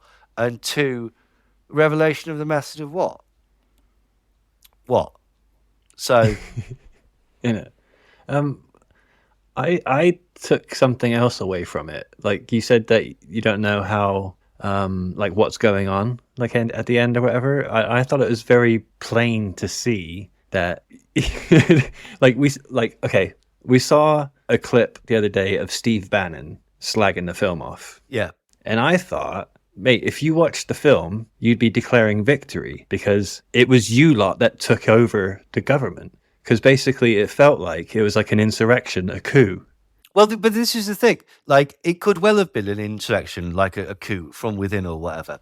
But it was like a military one, and it was like a bunch of whoever the opposition was to that current day government. Like, it just really made me feel like, oh, it's like It's like the Turner Diaries or something like that. yeah, that is what I thought was going on. Well, potentially, yeah. But again, that was what I quite liked about it, was that there were certain clues that you could certainly make that argument. You could definitely make that argument, but you could also make the argument that it was evidently some foreign power, or, the argument that Danny makes that it was Korea or something like that. There was you could have gone down any strand. Now, maybe again, this just pops into my head, but maybe that's sort of, again, a commentary on conspiracism or whatever, that you work with the information that you've got and you kind of sort of create narratives off the back of that. But that's what I liked, was the ambiguous nature of it, was that you don't know what's going off, basically. I mean, we know what's going off. America's been taken over, attacked, whatever, everyone's fucked, right? Okay. But we don't know the details of it, or who's behind it, or why, or et cetera, et cetera, et cetera. There's only speculation about it. And there's a huge uncertainty about what was going to happen to all the characters, which I also really liked. But if I'm honest, I thought it was a bit too long. I was annoyed that, why are they... Well, it was 2 hours and 20 minutes, and I thought, yeah, it was one of those where it's too long, but at the same time, they didn't quite develop some of the ideas that they could have done. So it kind of fell between two stools a bit. I thought some of Julia Roberts' acting was very phoned in. I found a lot of the characters unpleasant, but that may well be on purpose. Yeah, what was the other bit, basically? It was all right. It was all right. No, I didn't like it. No, I didn't like it. Like, there was bits in it that were all right, but it's not a film that I will watch again, to be quite honest. But hey ho, it is what it is. But yeah, it was better than The Sound of Freedom. I mean, look, let's be honest. That bar was so low with The Sound of Freedom. Like I say, for me, there was moments I really loved. There was some of the cinematography, the craft behind the film was really great. I would agree that some things kind of misfired or weren't pulled off, or could have been pulled off better. But, overall, it was entertaining. I love dystopian, almost kind of sci-fi, if you will, that is kind of commenting on society. So, of course, it's going to make reference to everything from Teslas to Starbucks to iPhones. Like, I thought it was funny. The kid, the first thing he was doing as the boat crashed into them was filming it. Yeah. Of course, a film that was kind of written from a book that was written in the early pandemic and the lockdowns. Of course, a production is going to be so kind of current. It's going to be commenting on stuff that is very current. But it's seen the reaction to it. I think that's the thing. And seeing all the grifters, the amount of people all come up with their take, their alternative, this is what it means.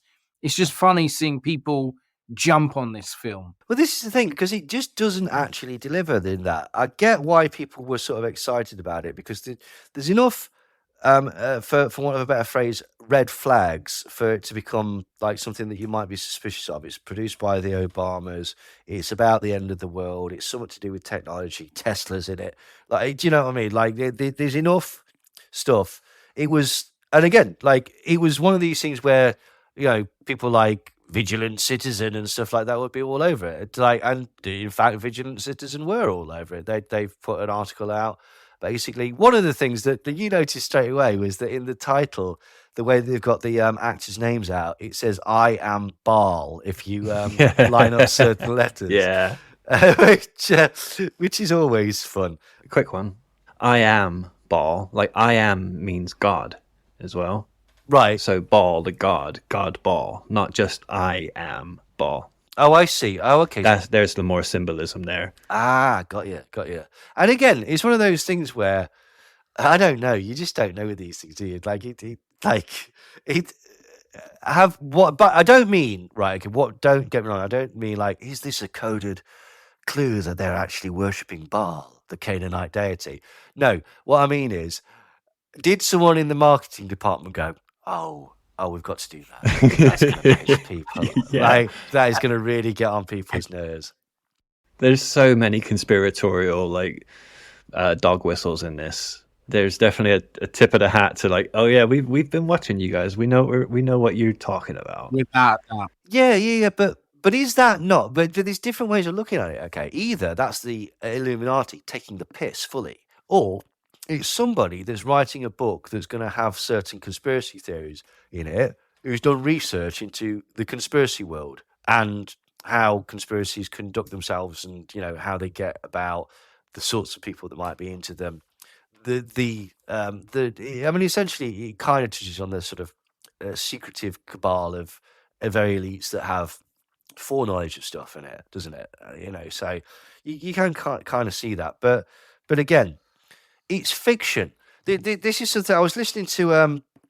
Knowledge Fight, and they were talking about Tim Pool and Alex Jones talking about symbolism in films and stuff like that. And one of them, Jordan, I think, pointed out, it's like, can none of these people just watch a fucking film, right? Okay, they think that fiction's reality, or that everything is somehow symbolic of something. And you know what?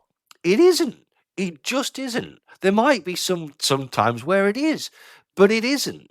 And all you're doing is the pareidolia thing of looking for faces, looking for patterns, looking for sort of things. And that's what got me, is like, again, 10 years ago, I'd have been all over this like flies on shit. The dear Satan, the flat earth mockery, the cabal, the this, the that, the that. But actually, again, even when you tie all these dots together, it's like, so what? So what? Like, and what? What's it telling you? What's the secret message that's coming out? True.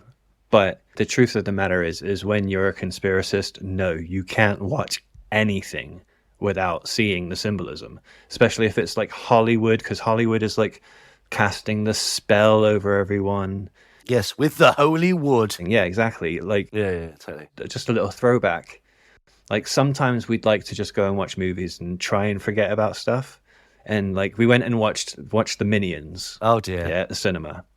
And of course, there's symbolism in there. Like, I always thought like the bad guy in it is, there's like the sympathy for the devil themes to those Despicable Me films, right? Well, wasn't this about the time when what's it called, Disney started doing stuff like, we'll tell the Wicked Wizards of the West's backstory. We'll turn Maleficent into a hero. There's tons of that sympathy for the devil thing. So Cruella de Vil is now, yeah. So if you're kind of prepping the world for the Antichrist, you're kind of giving that sort of thing. But we would sometimes just watch it for entertainment and not take too much about it, right? So we came home and we posted about, I just went to see the Minions. It was quite fun.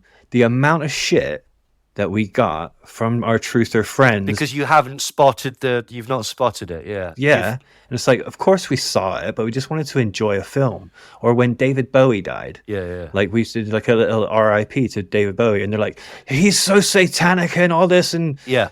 like we noticed that then. It's like, can't we just enjoy some things sometimes? Yeah, and it's really hard to. When you're a conspiracist, it is so hard to be able to just enjoy normal shit. You're constantly oppressing yourself with these beliefs, and like that's the one thing I'm so glad I'm free from today, is I can just sit and watch something and not have it like dominate my thoughts. That's true.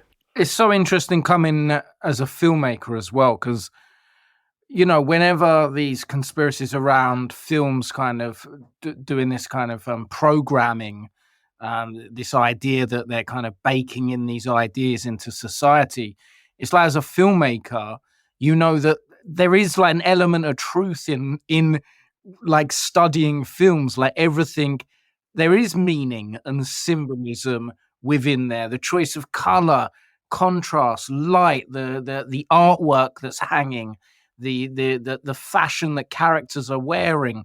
There are nods to other films. Some of it, the references aren't particularly deep. Some of it may be exploring a deeper subtext. But it's interesting that there is grains of truth there. But you're right, Brent, when it just tips the scales a little bit, when people kind of can't then really appreciate the storytelling, that in fact it's much more insidious. I think that's what conspiracism does, is add a much more insidious element to that analysis. Well, if you look hard enough, you can notice patterns in anything, can't you? Because basically, this is the thing. You just keep analyzing it from different levels and stuff like that until you find the symbolism, which is, we did it for The Shining, prove that it's about the assassination of John Lennon. Like, you can, yes, I love that. But that's the sort of thing, and that's the danger, isn't it? Where basically, like, everything becomes becomes right for sort of thing, which is a thing what basically a lot of people have done. Incidentally, since we're talking about Disney, just as a very strange side note, has anyone ever considered that like the plot for 101 Dalmatians and Silence of the Lambs are essentially the same one, but from a slightly different angle? please do elaborate. Well, they're killing people to make coats, aren't they? She's killing dogs to make coats. He's killing ladies to make coats or to make a suit. Like, it's the same thing. It's just like, it's just interesting to think of it like that. Like they say, there's only 7 plots. Well, this is it. So And one of them is Silence of the Lambs, apparently. So, yeah. But anyway, so Vigilant Citizen got very, very annoyed with it. And basically, they basically see that the whole thing it's about societal collapse, and it's produced by leaders of the free world, Barack and Michelle Obama. So what are the problems that they have with this film? Well, one is that it's directly sponsored by the elites. But let's be honest, most Hollywood and or big budget films are, because who but the elites has that money? Yeah. That's the thing. But basically, it's because of the connection to Obama. Although he does miss the symbolism of higher side productions with the truncated pyramid. You're not letting that one go. You need your own video out, Neil. I'm gonna on TikTok, actually we'll make a footage. Yeah. There's a niche there that's not been grifted. Yeah, absolutely. Totally. So he basically goes, it's all about sort of these films are to demoralize people and get people prepped for the downfall of society / America.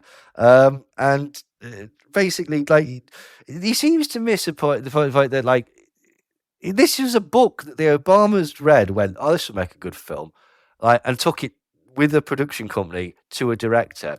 Like, he basically, like, the Obamas are tools of the elite. The dismantling of the United States from within and the demoralization of humanity as a whole is the main goal of the globalists they represent. And so they put their insane vision on screen.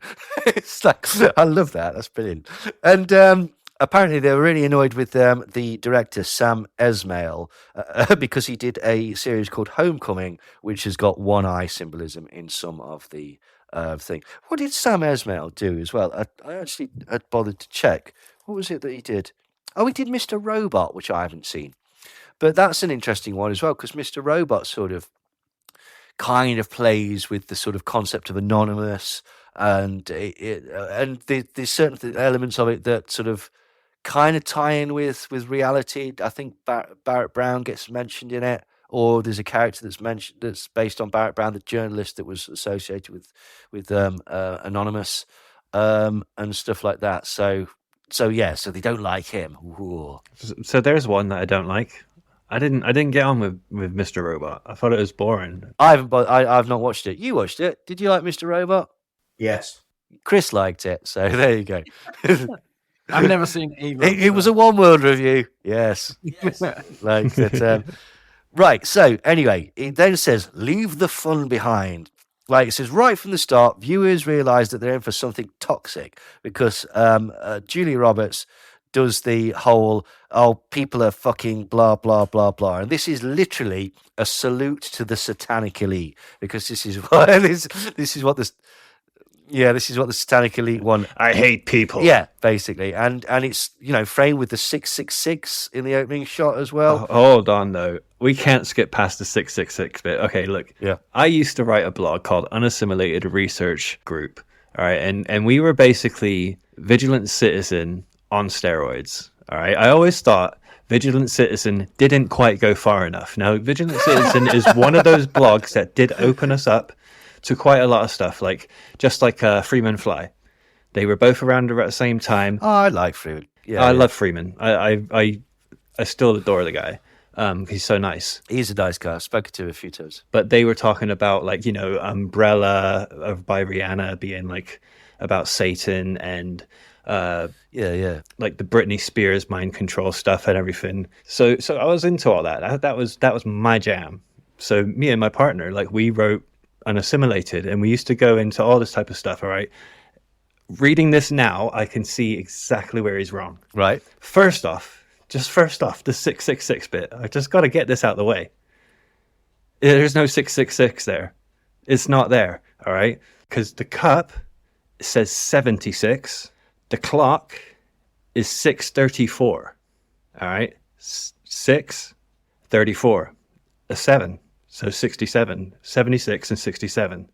All right. And then the other one, there's another clock, and that it's cut off so you can only see the 6, but it's obviously still 6:34. Okay, so there's 6s and 7s. Yeah, it's 67s. Right. And the first one obviously is 76, that cup. So that harkens back to me to 1776. But anyway, there's no 666 there. There's other numbers there, so it completely negates the idea of there being a 666 there. When you get into numerology or numbers and stuff like that, they can pretty much mean anything, because 7 is the number of man, isn't it? And 6 is the number of Satan, or whatever. The character's called Clay. Yeah. Oh, the clay of man. Oh, yes, absolutely. Totally. Well, this is the thing. The further you want to go with all of this, you could pull any old shit into it as well. There's a lot of blue in the film, right? Freemasons. The boat's red. Freemasons. Yeah, there's so much you could bring out. Yeah, but that's what I noticed when I was rereading this. I was like, damn, he's just seeing stuff that is irrelevant and seeing what he wants to see. He's trying to make it into a 666, and straight out the gate, it's not. It just isn't. Yeah. Can I share with you? I've been in a writer's room with writers, and sometimes we're coming up with numbers for stuff, and sometimes we just Google random stuff and go, that's a funny number. We'll put that in the script just because that's the meaning behind it. So sometimes there's not real intentional reasons why things end up on the screen. But it's funny how we apply, both of you have come up with deeper conspiracy theories than the actual guys doing it. You know what I mean? It's amazing. But sometimes, as Freud said, sometimes a cigar is just a cigar.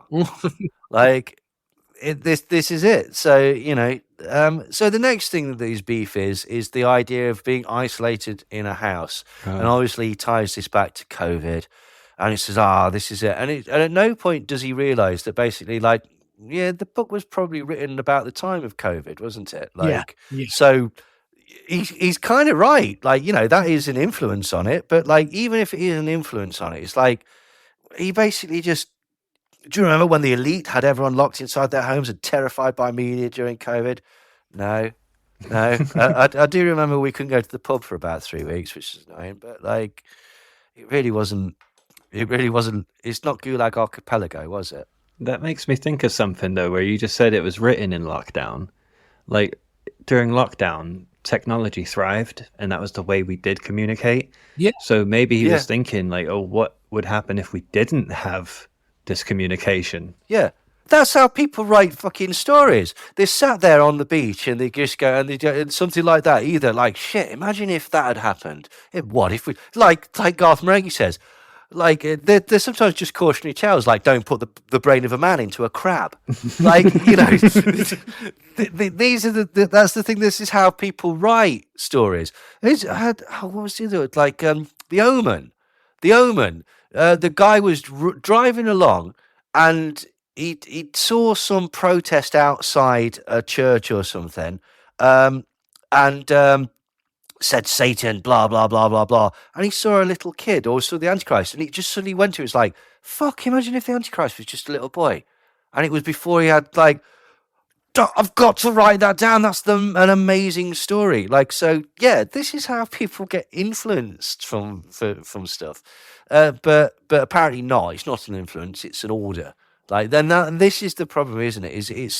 It's prescribing motive or motivation for actions and stuff that basically you don't know that's the case. You want it to be that. It might be that. It's probably not. But this is the thing.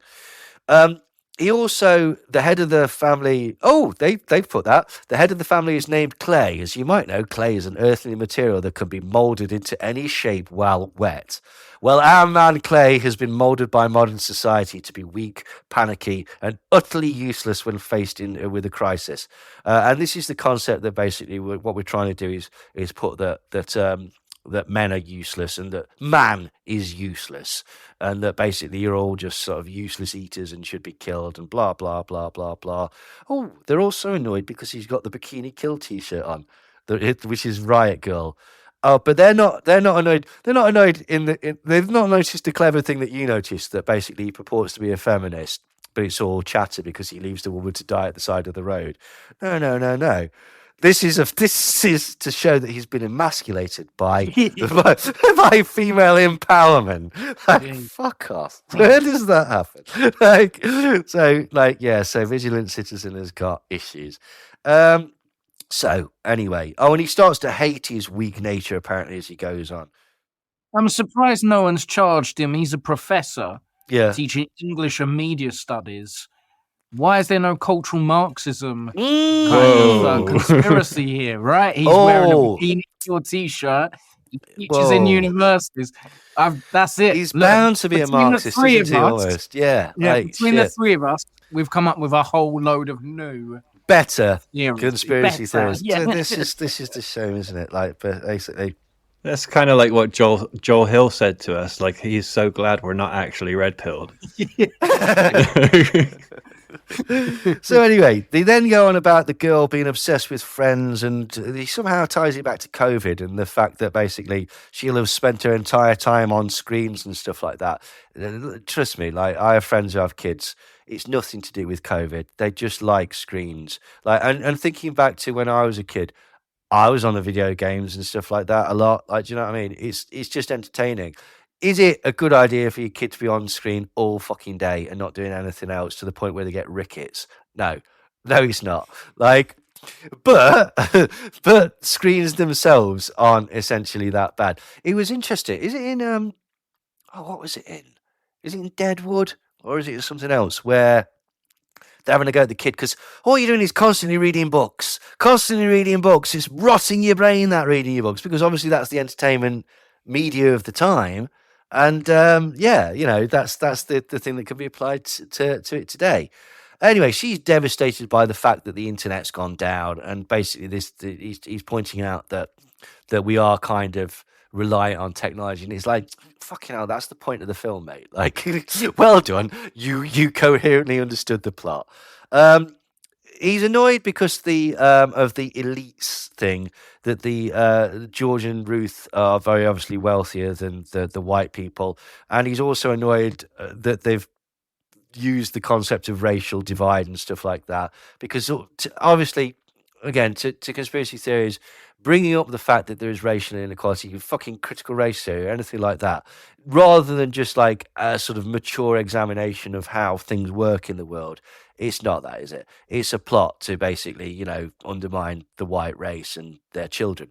Like, which is obviously fucking stupid, but this is the angle again that for some reason everybody's coming through. And what annoys me about it is it's really, really vague, really, really thinly veiled, just racism and stuff like that, which is the thing. So what I found out recently as well, which all of a sudden really made sense to me as well, is, do you know why organisations like the John Birch Society and all the people that sort of came off the back of that Heritage Foundation and stuff like that, do you know why they're actually against communism and why they're against well, let's just start with communism. Why they're against communism? Because in communism, workers get respect. And that's it. Like, it's literally just that. They don't give a shit about pogroms. They don't give a shit about gulags. They don't give a shit about holodomors. They don't give a shit about the totalitarian aspect of Stalinist regimes. They don't give a shit about the sort of the fact that you lose one's sense of identity in some communist regimes and that there is no culture. No, what they're bothered about is that workers get rights and there are trade unions in Marxism. That's it. That is why the Anti-Communist League formed. That is why so many business magnates like Henry Ford and stuff like that were fans of the Nazi Party.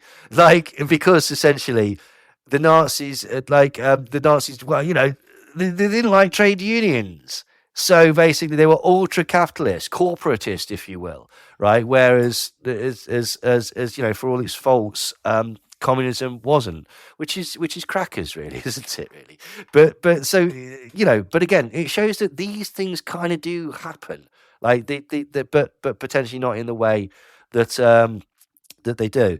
Oh, he does mention the art on the walls. There's a poster called the United States of Attica, which is a red, black and green map of United States, which notes indigenous slave and immigrant uprising and other acts of violence that have occurred within each state since the late 1700s. And for some stupid reason within the conspiracy world, all of this concept of fighting for equality is deemed as the great replacement, or, like, you know, again, thinly veiled racism. So that's why he's annoyed with it, is the concept that basically just they're spreading hatred and division. And it's like, well, then stop being racist. And they can't. Has anyone ever fucking thought of that?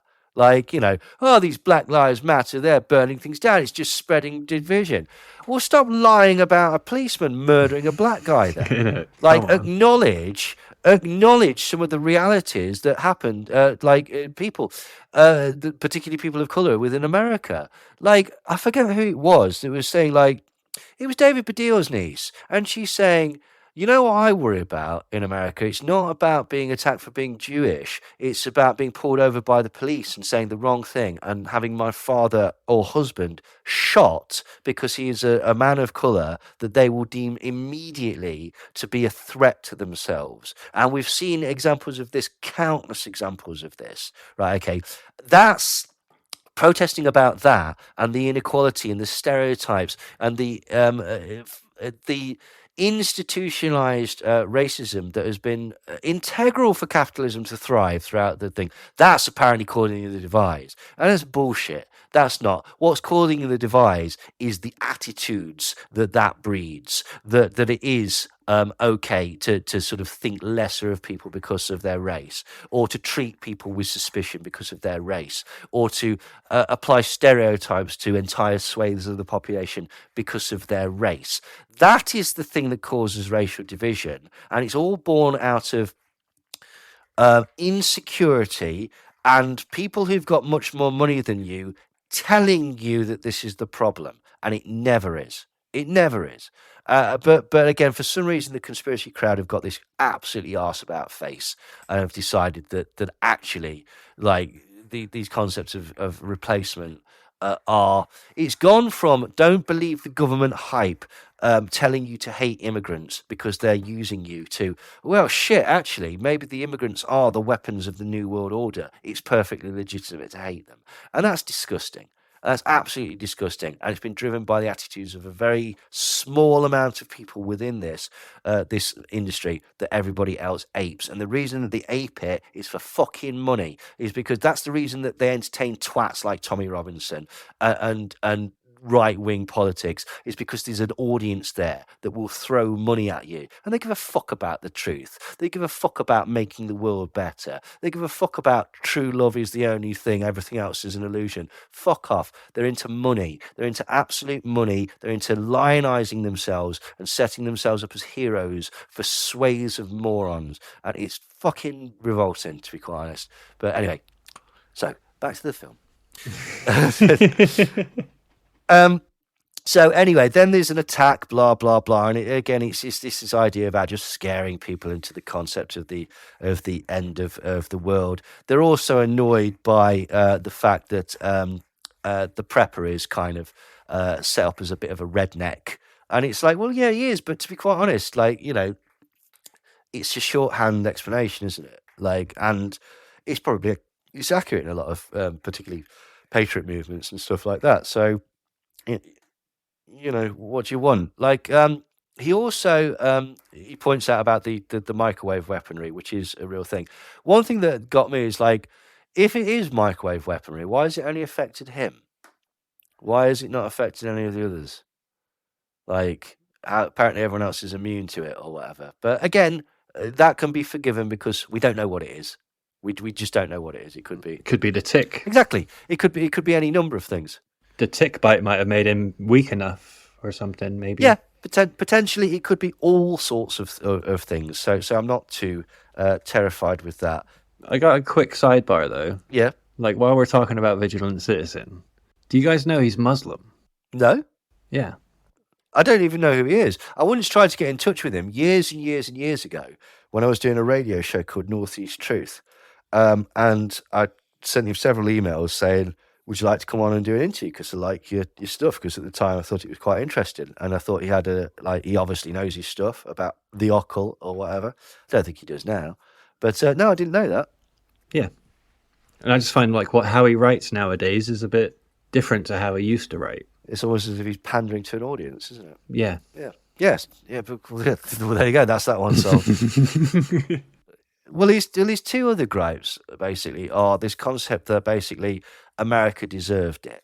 Like, there's a few speeches and stuff like that where basically we've been a bit of a dick to everybody around the world. What if they all ganged up?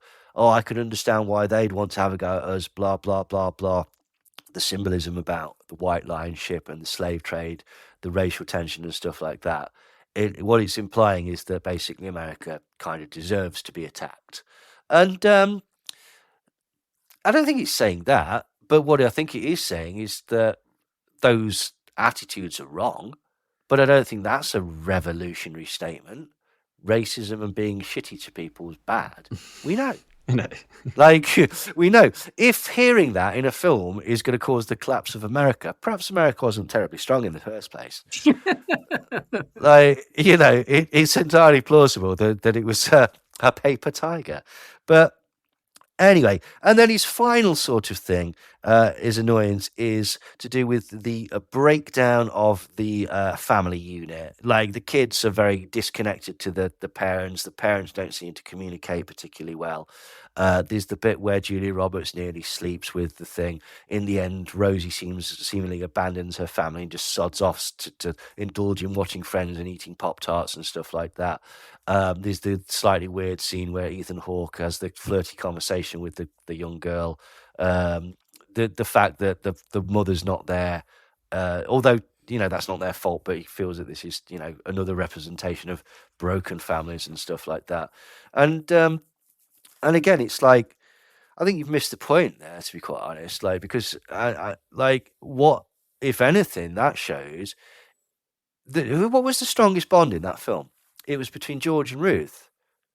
Like, okay, they've lost a member of their family ostensibly, and they've got the strongest bond together. So doesn't that go against the concept of, like, I don't understand this fucking stupid thing within the conspiracy world at the minute as well, for like this concept of the family, the family. And it's like, if you look at conspiracy theories, like you know, David Icke has had a series of marriage, like, and stuff like that, very sort of strange lifestyle at one point. All the conspiracy theorists that know, fucking hell, Alex Jones, like, I've paid for abortions, in the past, blah, blah, blah, blah, blah. And, like, spying on his wife and, like, you know, the weirdness with his ex-wife. Richard D. Hall's not married. Like, although he's got a child with a lady. Lovely. It's fine. Cool. This is my point. These are all examples, and in the film, examples of non-nuclear families or whatever that thrive. Okay. And I don't understand this concept that you've got to have this and this and this and this, otherwise it just isn't legitimate. And furthermore, as I say, the film highlights, and people within the conspiracy world have highlighted through their own lives, that very untraditional setups can be great. They produce exactly what the environment that you need for a loving family, and you don't need to conform. Isn't it weird that this is the one place where, like, conspiracy theorists want to conform? I think it's another thing, like where it's going back. I was saying earlier about, I don't think it's pushing these concepts, or it's just reflection. Yeah, it's just a reflection of society. Yeah, that's all it is. It's not pushing an agenda. They've gone, well, imagine this happened. What do you think would happen from the perspective of these people? And then can't we tie it in with wider ideas about society and stuff like that? It's just a fucking story. Like, It's not a plot. It's not a plan. There's no, like, foretelling. This is not foreshadowing. Like, it's nothing. It's just a film. And what's strange is that basically, like, why people pick certain films, because they recognise patterns within it. Do you know how many films that come out? It's like we're saying when we were talking, what were we talking about? And like how they'll put their plots in. It was the Big Bang Theory. They'll put the plot in the Big Bang Theory, and like so that everybody's got to watch the Big Bang Theory. So like all the Illuminati lot are sat around watching the Big Bang Theory, waiting for the symbol to come in. How did they find out to watch it? George Soros WhatsApped them. I don't want to say too much, lads, right? But there's going to be something pretty heavy on the telly about 8 o'clock. So watch it. And then, people phoning up. Bono phoning up George Soros afterwards going, was it the bit with the test tubes? No, not the fucking test tubes. Well, I'm sorry. This is a ridiculous way of letting people know. We're on the phone. Why not just tell me? Because we're evil magicians, Bono. We can't just tell people over the phone. I've got to lay out this plot through the dialogue and scenery of mid-tier American sitcoms. Right? That's how we weave our magic spells, not through grimoires, right? Okay, or blood sacrifices or anything like that. No. That, like, if you go back, I did, like, Cheers is replete with occult messaging. We could have stopped 9/11 if only we'd have been more into Seinfeld. It's just it's a shame, really, isn't it? But yeah, it's a silly idea when you think about it, isn't it? Any final thoughts then? Well, I just think it was just a film. Again, I think again, this speaks more to the conspiracy world and the culture of conspiracy world and social media and the need for content. People saw something and just went, anything, this will do, this is fine. Like, it's got to be something, it's got to be significant, and they'll apply their own meaning to it. Like, again, I've said this many, many times and stuff like that. The episode of Red Dwarf where Rimmer finds the garbage pod and misidentifies it and comes up with an entire religion based on the Quagar warriors, which is just completely fabricated out of the clues that he's found, looking at the evidence that he's looking at. And this is a similar thing. Like, people want to find these things, so they will find these things, either because it's entertaining or it supports some sort of psychological need, or because they are so immersed in it that basically they, to be kind, that they are looking out for humanity, and they are trying to find these clues and stuff like that in order to give people a heads up. I don't think that's what's happened here. I think people are grifting. But let's not forget that is a genuine thing, and that there are people within this milieu that may well be wrong, but they're not arseholes. They're on a path. They're searching. They're trying to figure out the world like everybody's trying to figure out the world. I would just like to add some of my favourite reviews from Letterboxd, as usual. Someone said, if Edging was a movie, this would be it. Another person put, wait. So Kevin Bacon and Ethan Hawke are not the same person. Oh, no way. I see. Was that you, Brent? No, so that could have been my partner. It could have been Zoe, because she said that to me for a decade, and I'm like, I don't see it. They're not the same. They don't look the same at all. But she's always mixed them up. That's amazing that someone else has done that. And yeah, I didn't know if he was doing a Tilda Swinton and playing like multiple characters. Yeah. Then a couple more. Someone put, if my teeth fell out in front of strangers during the apocalypse, I would give up. Which I think was a nice review. And then finally, Netflix making a movie about how important physical media should be to us. It's crazy. Yes. And I think that perfectly sums it up, really. Well, yeah, absolutely. Yeah, brilliant. Spot on. And I should say, this podcast pretty much is running to the duration of the film. So you could take this podcast, sync it to the film, a bit like Pink Floyd and yeah. The Wizard Wizard of of Oz, and basically just watch the film to this podcast. That'd work. Oh, wouldn't it be amazing if it actually synced up in a really significant way? Finally, as well, Greg, would you like to give a little tribute to Benjamin Zephaniah? Yeah, man. Yeah. Like, since, you've seen online, Benjamin Zephaniah passed away. You know, I'd worked with Benjamin back in 2005 and known him since then and been a really good friend. And he was just an incredible, incredible guy.